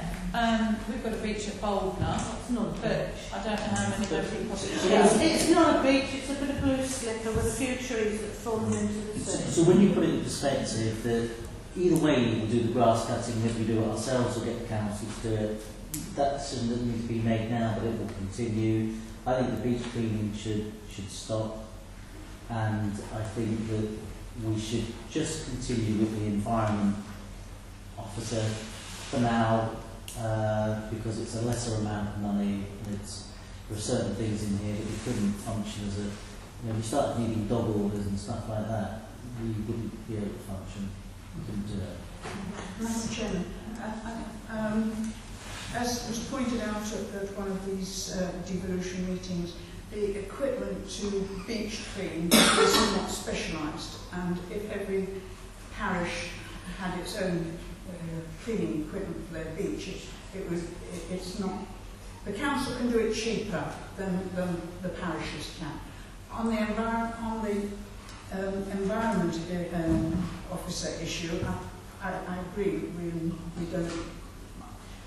We can sort our own problems out, but because tourism is we need tourism.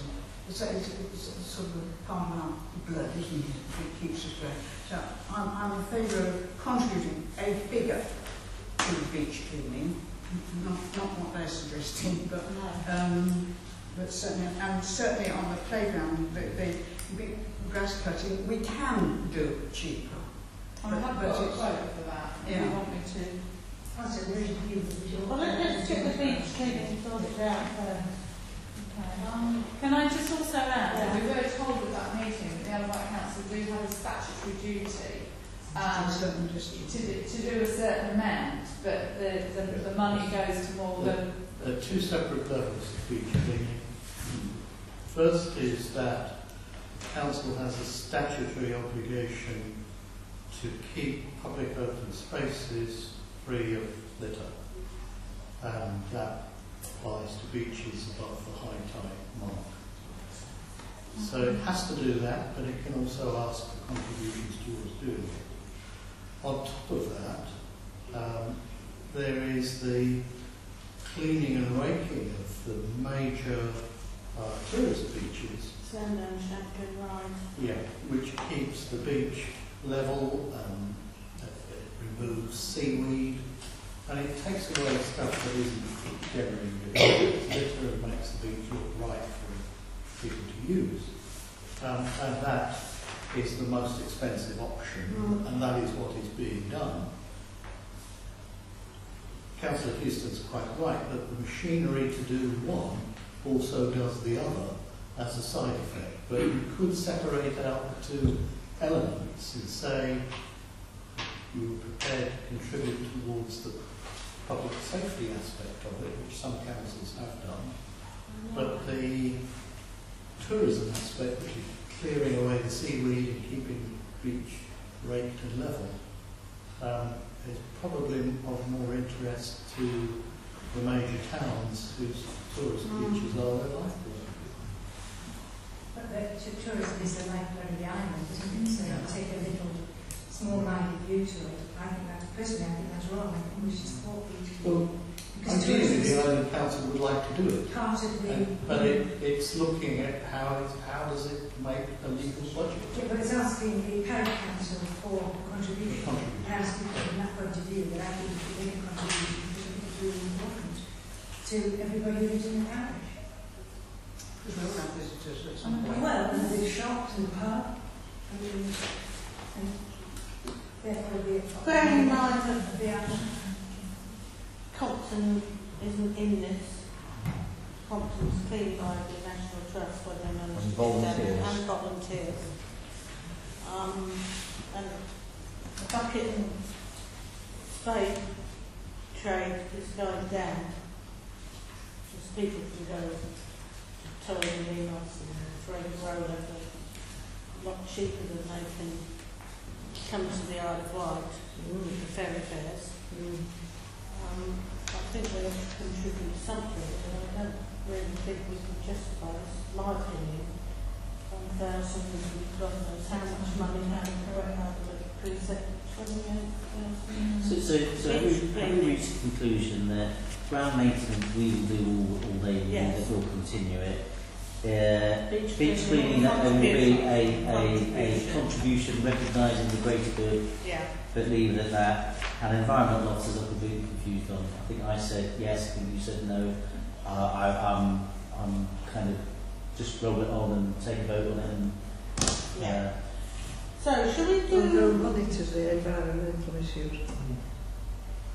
Shall we take these separately and get them out of the way and vote We'll on them? monitor the environmental issues. I think it's a government thing. The isn't it? ground manager. I need to give you the figures on that. Right. Okay then. Let's have the figures on the The ground. figures on the ground maintenance. Basically, the Isle of Wight Council, there's two areas. Newbridge Playground, £190. Lilyfields, £430. They've sent the maps. I've sent these to our existing grass cutting contractor. Basically, he's quoted £330 for Lilyfields and £160 for Newbridge. So he's cheaper. So he's £100 cheaper for Lilyfields and he's £30 cheaper for Newbridge. So you could say no to Isle of Wight Council doing it, and we could take on those areas, and that would basically sort that one out. We do.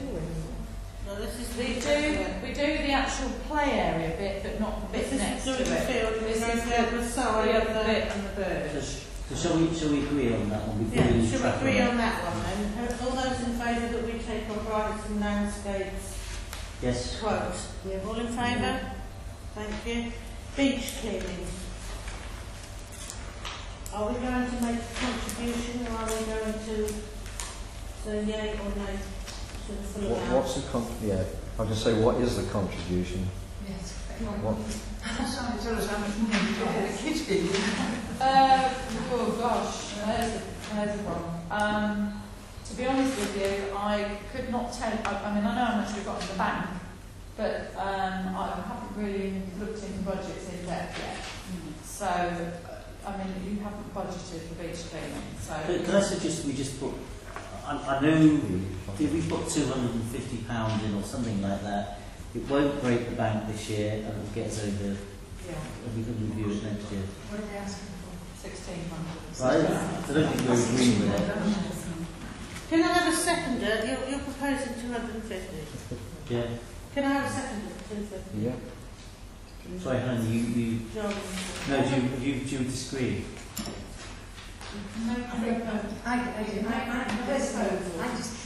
I personally just think tourism is important, and Yeah. I would if they're asking for so much and we're giving so little, we might as well not give it. You know, it's a matter of using them, either doing something that's going to have some effect or not joining in the game somehow. To me. But we don't know how much we can But we put don't know in how much to we've it. got. So this is a nominal suggestion to Yes. start it rolling, Except it'll be and for we could this possibly year. change things later if we Yeah. so desired. It'll be for this year. And that's what we want to find out. Yeah, I could look at it for the next meeting. Yeah. Beach cleaning. Or you can go with that. Or you can make a proposal. Can we say we will contribute? Could we propose that we do contribute, but we reserve how much until we've had another meeting, Yeah. until our next... That's a figure not exceeding when we've had a chance to £500. look at some Yeah. figures. And a figure Not exceeding £500. It's a nominal suggestion. Yeah? Is you proposing that? Yes. Yeah, I'll accept All that. those in favour? Now then, an environmental officer.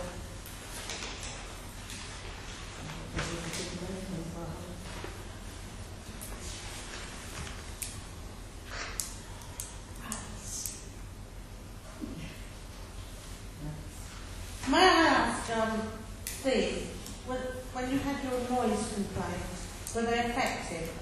They came out. Is that environmental health? Environmental health? Yeah. Environmental health. And they also deal with rats. And wasps. Sorry? Rats and wasps and noxious plagues. Environmental health. It's not environmental. No, environmental officers. Sorry. No, not sorry. I've also heard that they, the environmental officers, check children's playground equipment weekly. No. To see, I do that. Oh. And Newbridge each week. So, We've got to get on with it. yeah. So it's going to be a service that's in So here. can we wrap this up, because we've still got a long way to go and we're going round in circles here. So you're proposing that... Well, I'm saying no, that we have a problem that we try and opt back in. That's all. I know we've got a problem with will the resource go and you won't be able to use it. But as these are just almost agreed, nice to have things, I'm just struggling really on how I. Does anyone second that? If they think No, that we're not going to it's Sorry, what's exactly... We're going around in circles now. Let's try and get agreement on this, please. Well, Councillor McGurk has said no to being contributing to the environment officer, that is a problem we try and knock back in. That's what you're proposing, yeah? Yeah, Yeah. because I think that's the consensus that we're not quite sure what we get. If anybody doesn't agree with that, then let's say something. Yes, are we paying for the environment officers to do the same job as Sally's doing? You know. It doesn't say they're doing the tubes. Actually, it does say Yeah. check all the play equipment in They don't. play park. They don't. Yeah. So can I have a second of John's proposal? I'm sorry. Can you read it? It's a no. We're not Yeah. going to give them Yeah, but if there's a problem in the future, we opt back in, if we can. So it's good. Okay, all those in favour? Good. Let's start. Yeah. All agree? Have we done everything now? We have, Yeah, all three. Grounds is okay, which two we're looking at, and environment. Yeah. Right now then, comments on the coastal flooding on the area. I believe Mrs. Glynn is our representative. And you're going to talk next month, are you? Yes, I'll speak to you next month. Yes, thank you. So next month, folks, if you want to know about Mrs. Gwynn as our representative from the council, we'll give you reports. Have you any comments as Parish Council? The Sylvia Mendes brought this in a couple of months ago. Comments on it. Has anybody got any comments for me to pass on? I think if It's you only great. I think if there's anything in there that's relevant, still will let us know next month. I'm sure we'll I mentioned this at a meeting last week. Yes. So Okay, I thank you. explained that Sylvia is aware of the situation. Okay. Boldner Field. You've got to take over now because I'm moving on this one. I have to declare an interest, I'm afraid. So I'm going to get me in. Okay. As long as it's not over, would you like to take over? Do you have anything to recommend? She didn't even put me on.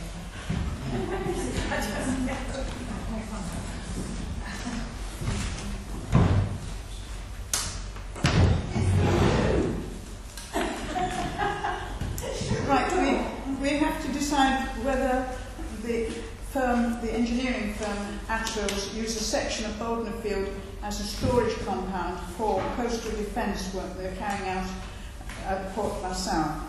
Hardcore, they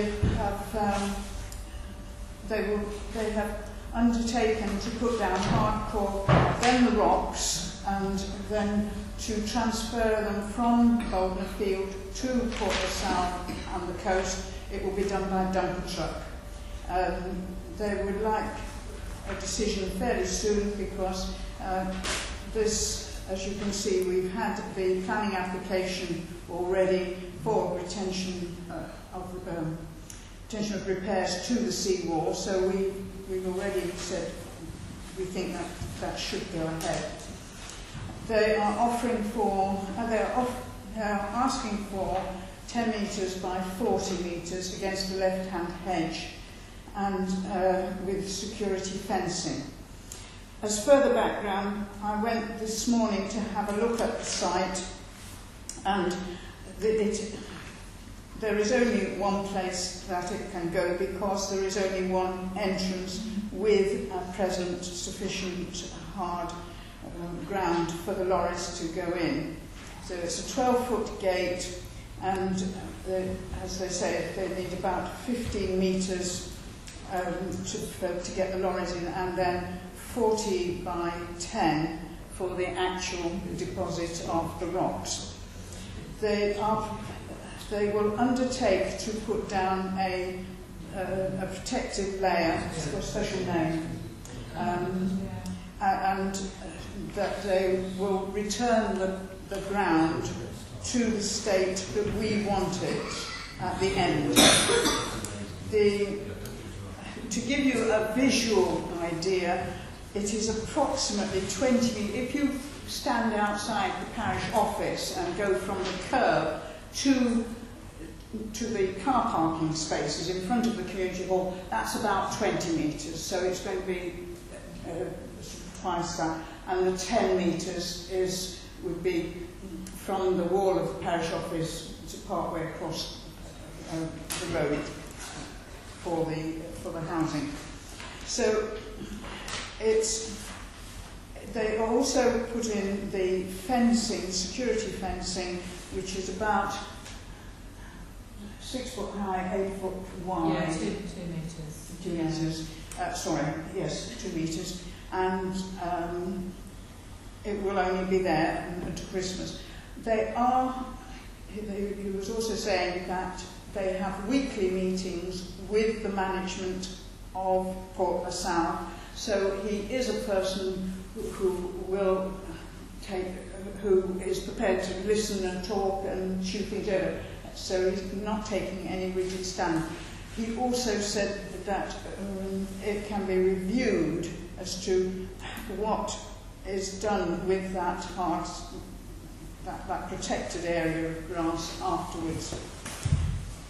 From a parish council point of view, to have it might be to the parish's advantage to retain that tided and firmed area, so that when there are events in the field, it might enable us to have more events in the field of a greater variety.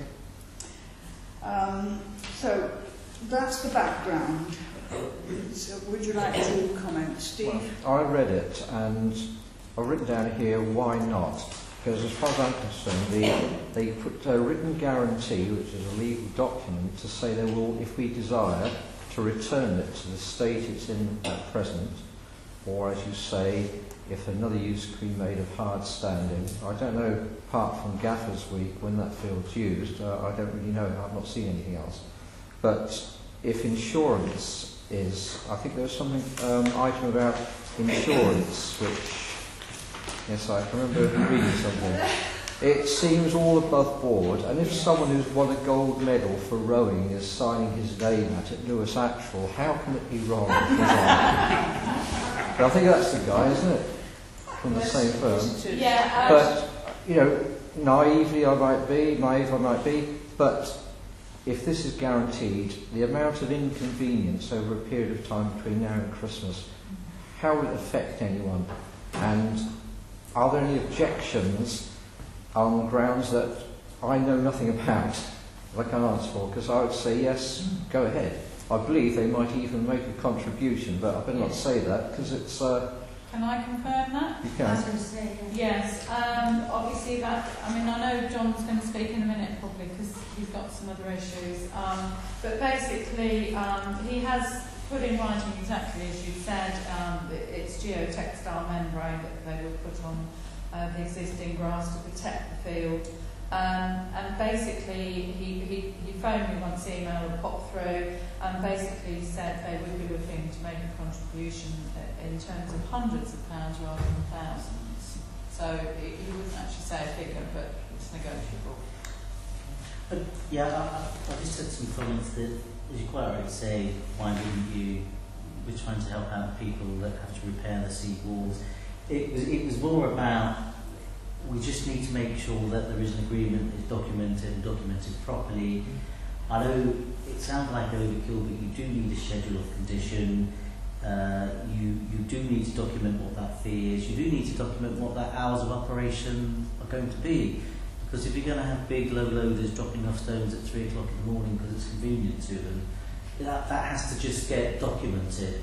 And there's no reason why they shouldn't just pay for a lawyer to just draw up a contract that sets out a little license agreement that summarises what they can do. And I think I put most of my things in writing, but there are things like that, what the time scale is, how they're going to reinstate. The fee should be based upon the time scale, because these things, the reinstatements get left until May and it becomes a bit of a quagmire. So you want the fee based upon not when they've left but when they've reinstated and it's usable. There's a whole host of things that I've written down already, but there are some basic things like the hours operation. The other thing I did think that a lot of people use that and they park up and they walk their dogs around that, and at the same time you're going to have people entering it with their dogs and stuff, with a fairly major civil engineering operation going on. Why can't they move 50 yards up, break the fence, reinstate the fence when they're finished, and just go in the middle? So you still get people, because you're going to have trucks and dumpers and lorries involved with people parking their cars and their dogs.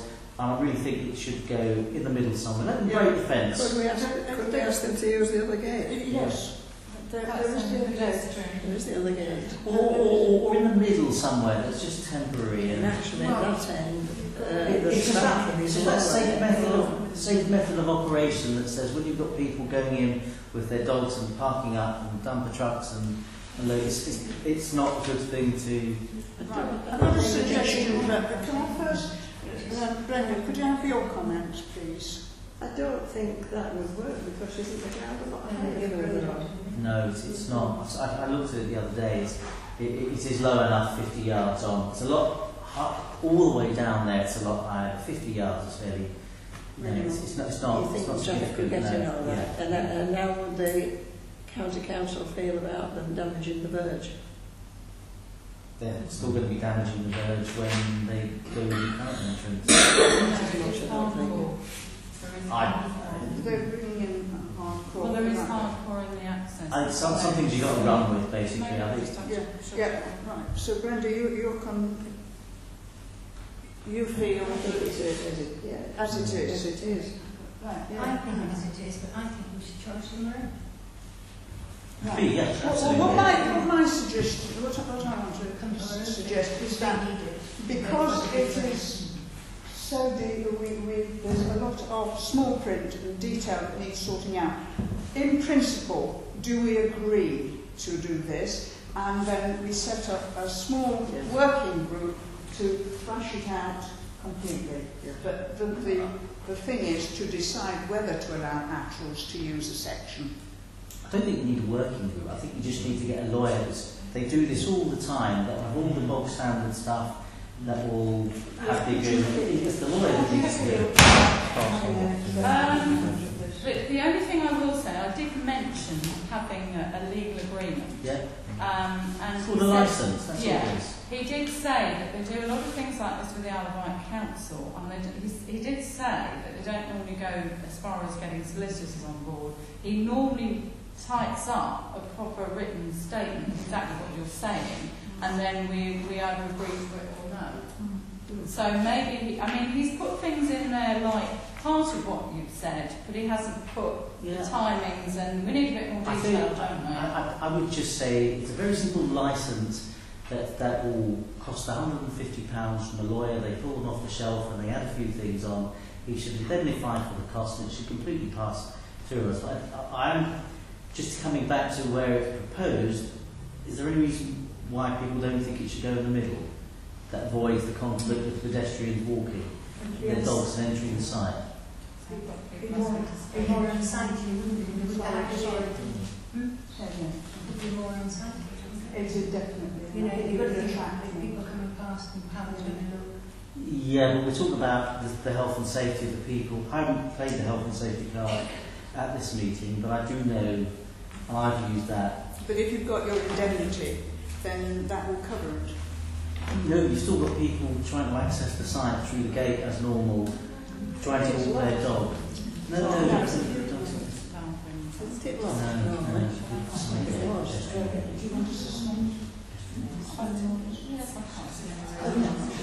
just say it's my fault that you've got this on your plate. It's very natural and it's rang me up. But all I can say is that I've had to work with the actual company for many, many years, wearing a different hat. They're extremely honourable. They've got the best reputation on the island. They're not going to let you down. And I would think what the clerk has got in front of her is pretty watertight. And the access, where they want to put it is because of the easy access into Paul South. Yes. Helen, if Al can speak on behalf of the contractor, may I speak on behalf of common sense? Yes, please. Yes. I do believe that if you want to keep this area after it's been put down, and even before it's put down, I think it should have a planning approval. I don't know if it's in the application for the sea defence works that you discussed earlier. No. Is it linked to that? Is it linked to that? Yes, it is. Yes. Well, I believe even a temporary compound should be at planning approval. This won't be done before Christmas because this planning application hasn't been approved. Right. You have more time to consider it. You might find it's excellent, you've got it, ask £1,000, he says hundreds. He's a contractor, he was to deal with them. You know, they always offer low to start off with, and you know, the parish needs money, doesn't it? Into its coffers. Here's an opportunity for somebody who's spending hundreds of thousands of pounds on it. Maybe a weekly account rent. But check whether they need planning consent and whether you need planning consent if you want to keep it for future use. Thank you. Right. To decide whether to allow actuals to use a section of the field, that is the issue. Are we going to let them use it, and then we can add lots of riders afterwards as to how we do it? But in principle, Yes. right? Yes. Yes. Yes. All agreed? All agreed? Agreed. Can I ask, this planning consent, is that within our remit? We can do it as a parish council, not County Hall Planning Department. They're not No, involved in that at all. they would have to either revise their existing application, which is a revised application. I think I would need to, the easiest thing for me to do is ring the planners in the morning I think and so. seek their advice, if I can get a hold of one. Yes. Right. So, Mr. McGill, you haven't said whether you're. Oh yes, I am. Yeah, no, absolutely. Yeah, In no, principle. absolutely. Right. Yeah, so that's the point. We have answered.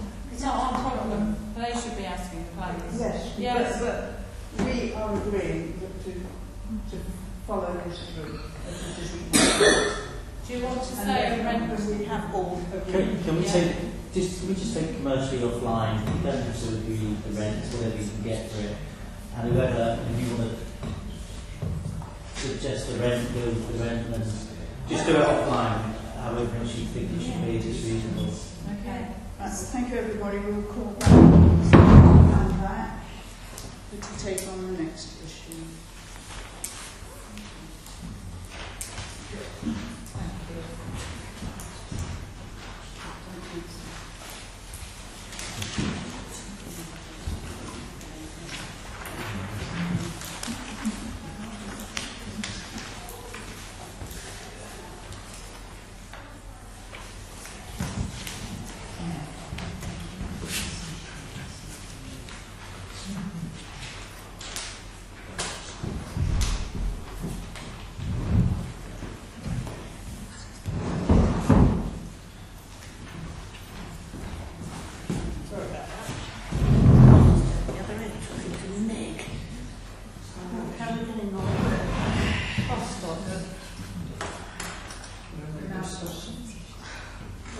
update on request to relocate request bus stop in Main Road, Newbridge. Okay, am I right to speak on Yes, this? yes. Basically, we had a letter of reply from Southern Vectors giving us a lot of background information on bus stop locations, who decides them. They've yet to make a definitive decision on whether the Route 7 will continue to serve the village, although their winter timetable does include it. Mr Russell, who had written to the Parish Council, he was copying in his letter to Southern Vectors and the Isle of Wight Council, basically had various suggestions as to where the bus stop could be moved to. He came to the parish office, he spoke to the chairman and myself, he's brought various photographs. I have to say the amount of work that's done on this is incredible. All sorts of diagrams, to scale, and he came in today with some more. So I will pass those around because the amount, as I say, the amount of work that's done is incredible. But basically, the bottom line is that Southern Vectors are saying they are sympathetic to the needs of the elderly neighbour who has a problem getting on the bus there. There are all sorts of problems with the suggestion of a hard standing at the location he suggested, i.e. who owns the land, who will pay for it, Disability Discrimination Act compliance, and of course if they're not going to serve the village with a bus, then there's no need to move the bus stop. Mr Russell did come in with this letter. He's basically written to Southern Vectors again, probably in the Isle of Wight Council Island Roads, and basically I said if you could do this so you are aware. So he is basically still trying to move the bus stop, but just to let you know that Southern Vectors are happy to do a site visit should you wish one. Thank you. Now, Councillor French, you want to talk to us about the bus stop at the horse? I'll just give you a little bit of history. A few weeks ago, before I was a councillor, I'm one of the infrequent users of the bus down near the horse and groom. It's bad enough crossing the road, but the actual... Excuse me, this is going to Newport or going to Freshmore, to Yarmouth? Well, I'm dealing with one going to Yarmouth. Going to Yarmouth. The other one you can stand quite safely at. Fair enough. I got off in the summer when it's dry. The grass was long. I nearly went down a great groove in the piece of grass there where I could have turned my ankle or broken it. But of course I couldn't claim against anyone. And then I'd have to negotiate round the bend, looking around my back to see if anything's coming round. That's in summer when it's easy, isn't it? I almost laughed when I saw the state of the place now with the water issuing out of the drains, etc. The place is saturated out there. My neighbour's son, when he gets off his bus from school, has walked into it and come back full of mud up on his shoes. Luckily, the bus driver this time did the most common sense thing and went down to the pavement near where the old bus post still remains. For the life of me, I can't see why that's dangerous. I was going to say my wife and I once stood at that bus stop and without taking the speed of traffic, within a maximum of 2 metres away from where we were standing near the bus stop, I felt the draft of vehicles blowing past, and I thought, when you get a bit older, your balance is not so good. It hasn't happened yet, but it damn well could do. And my history was, having done this, I phoned up Southern Vectors, and basically I was put off, legal changing of regulations, we've got to do this, that and the other. To put the bus stop back where it used to be, could cost £20,000. And I think, John, you investigated this and got the same figure. She then passed me on to Island Roads, and some chap came round to have a look. And I went off on holiday, and I came back, that's the last I heard of it. But I discovered this letter by Mr Russell, and I thought, well, he's got no chance, really. But I thought, so I got the name of who he contacted. So I've written a very strong letter saying that the law is an ass, quite frankly, in this situation. It's ludicrous that they would rather keep a dangerous bus stop than transfer it to another location, which is quite simple, onto a pavement, and you can walk round the corner by the school on the pavement. A side issue is Station Road is now diabolical with quite a few potholes, more than 3 centimetres deep. But that's another issue. I think the concept of putting hard standing on that corner is a waste of time. It's been talked about and nothing has ever happened for 3 or 4 years. I don't see that as a very good solution at all. I think the only answer is to put the bus stop where common sense dictates it, irrespective of DDA or whatever it is, whoever they are, saying it's going to cost £20,000. I bet. In the first place. Yeah. Could I suggest that, because we're both completely aligned on this, that with the blessing and support of the other councillors, in the passage of time, that we pursue this with vigour, you know, personally, and just let you know offline about what happens. Because I've said it's annoyed me for months and months. Before I became a councillor, I was going hot-headedly to get rid of my frustration with the nonsense that's existing here, with my strongly worded letter in the county press, which I'll do, irrespective if I'm a councillor or not. But I'm awaiting my response from Mr. Sullivan, I think it is, whose name I've got. And I'm not going to accept the stuff he's put down with Mr. Russell's letter, because this is a different situation. And I think safety is kind of more paramount than legalistic mumbo-jumbo. If someone can tell me where I'm wrong and a better solution, apart from the fact that some vectors are undecided on whether to continue the route through Newbridge or not. I'll move the bus. It's going to be the bus thing. Yeah, I can't understand how stupid. This is where this country has become idiotic over simple little things like this. And it gets to me, so perhaps I'm expressing myself like that. So, that's it. Thank you. Are we all in agreement with Councillor McGurk and Councillor French? Yes. Shading on this? Yes. Absolutely. Yes. Carried. Thank you. I've vented my spleen now.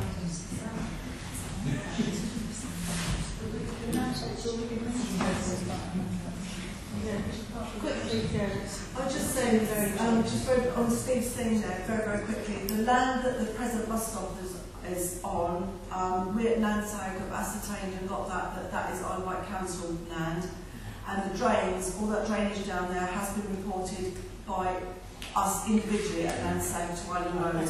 They're immediate. That was done 2 weeks ago when the first about flooding. I wasn't going to talk about that because that's not in the No, but you did minutes. mention it, so I just thought I'd say that it has been broached. Yeah, just don't know whether we'd have time for that, but yeah, that's fine. Yeah, you can swap them around. We'll talk the next 2 rounds, if you don't mind, and deal with the letter received from Westlight Sports Centre and agree whether to give a donation. We gave £500 in March 2013. Would you like to start the ball rolling, Councillor Hilton? I feel we should support Westlight Sports Centre. I'm not too inclined to be as generous as £500 as in previous years. Yeah. Can I say I think we should, because the White are reducing their contribution to the Manor. So we really do need to give them as much as we have done previously, if not more.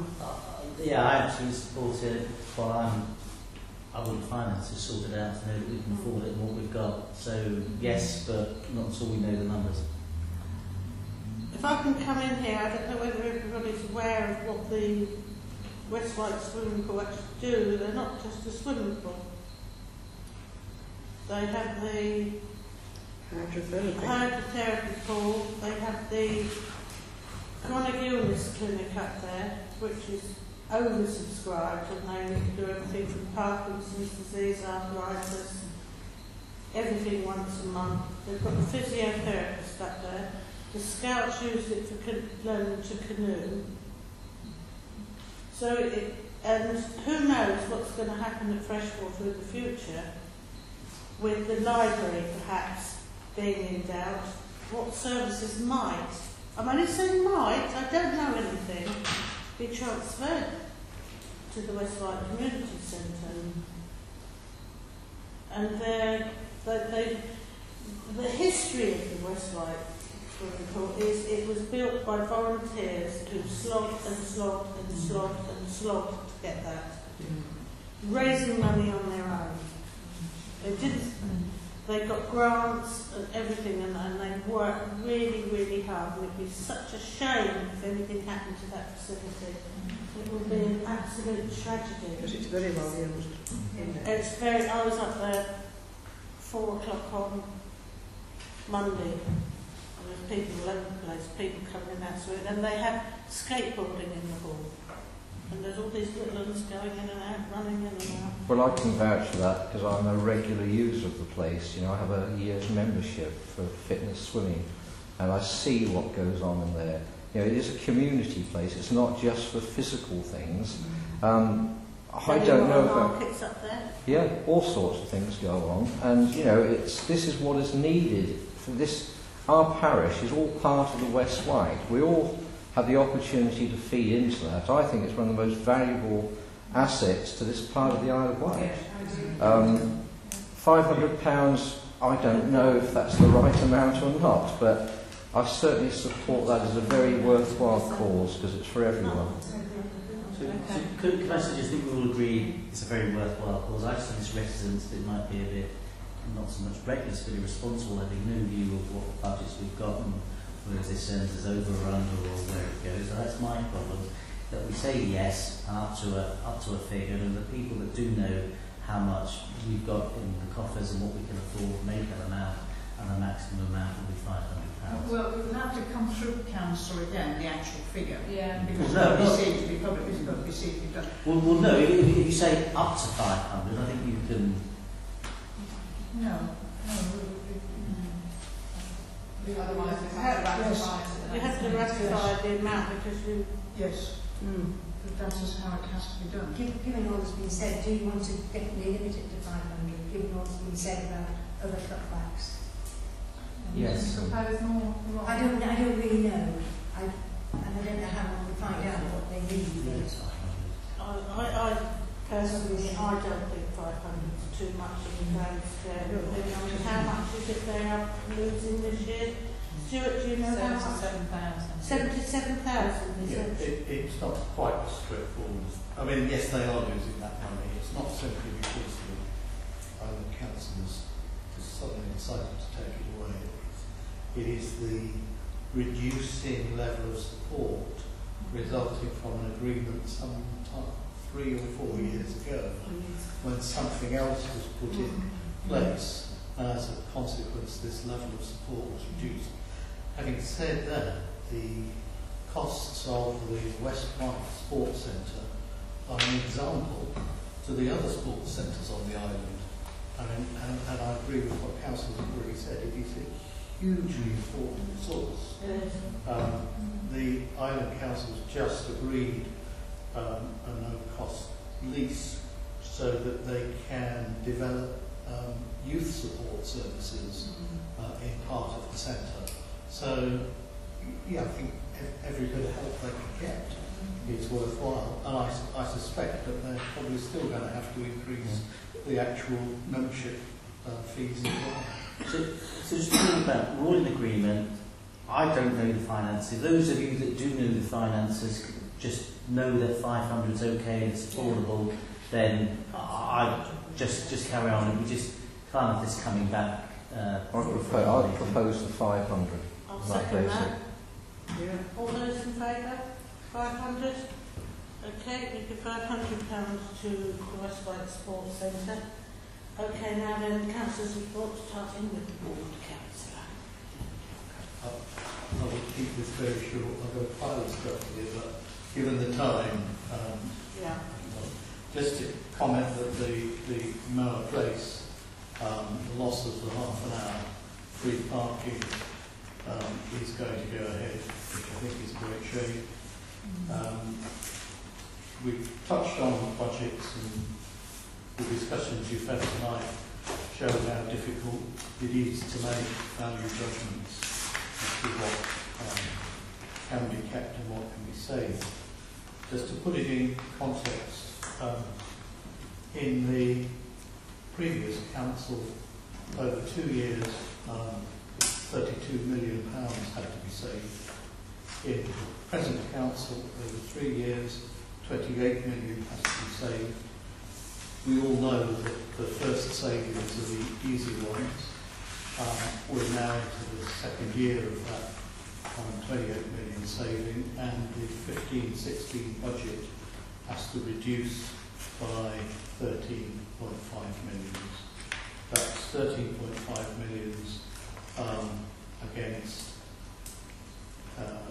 increases in costs such as inflation, additional services that have been dumped on council by government, public health being one of the major ones, and the problems we have with adult social care, where halfway through the financial year it is already running £2 million over budget. I don't know how we're going to recover that overspend. The likelihood is it's going to carry on. So, although the budget is large, around about 350 million, a very large proportion of that is statutory services, and someone's been assessed at having a service, you have to deliver it. Some of the stuff that we have, for example, we've all talked about getting more visitors to the island. Many of those are elderly, they use their bus passes, we have to pay for them, we can't say we haven't got enough money, we have to do it. And that is why the Isle of Wight Council is coming to you to say, can you help? It's not something it wants to do, it's just driven to it. This is going to carry on right through for the next, until the budget is set in February. And I don't yet know what services we should lose and what will be diminished, but there's certainly none that will be added. Stuart, you know all these banks like HSBC, etc., are going to be fined billions. Where does all this money go? Because it wouldn't be there if the government didn't take it from them in fines. So isn't there a pocket of money that perhaps could be distributed throughout the country to county councils, etc., from this? Okay. We're saving on pulling out of and why can't the government give us the €2 billion instead of handing it out to the EU to fritter away? I don't know. Thank you, Stuart. Councillor's reports.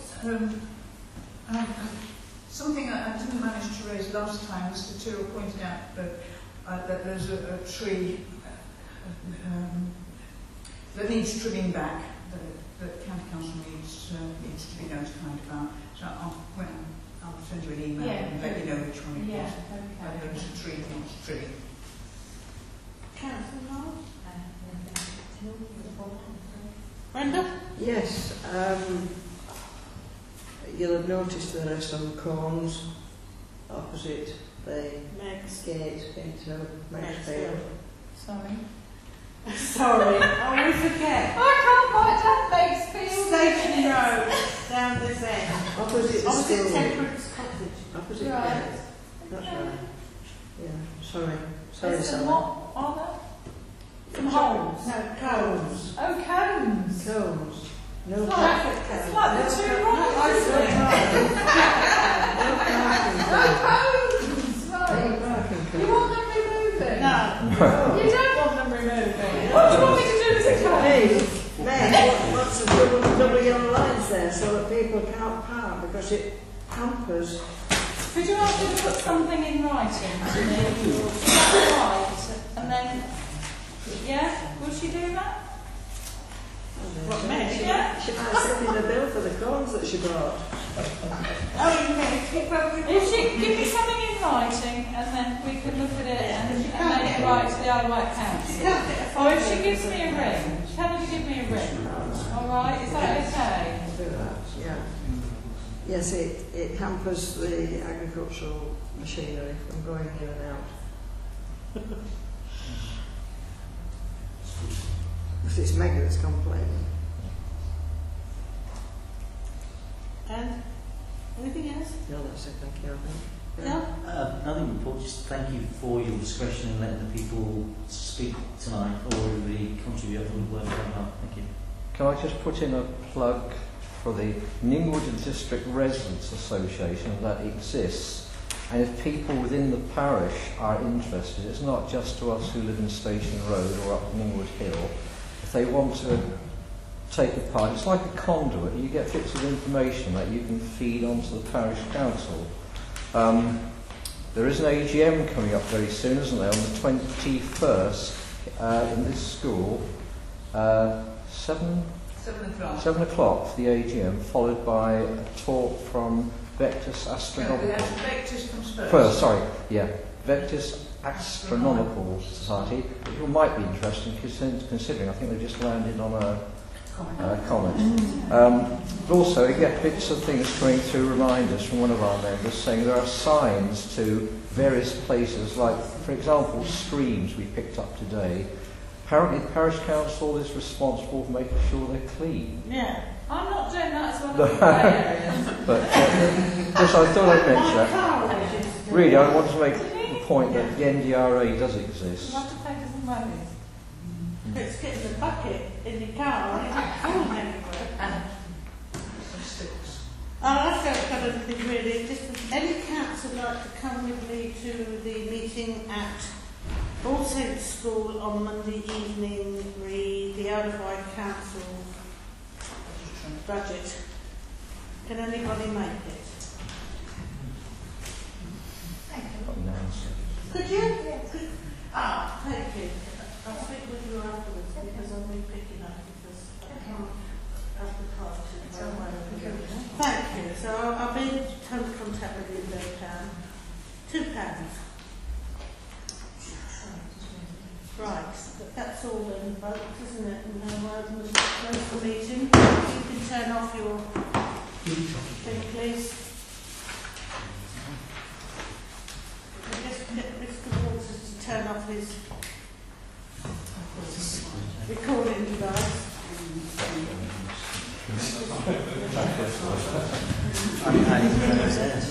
No, that's why I said don't use that seat. Well, that's right, because I was asked to put it on here, you see. So I didn't even see the microphone.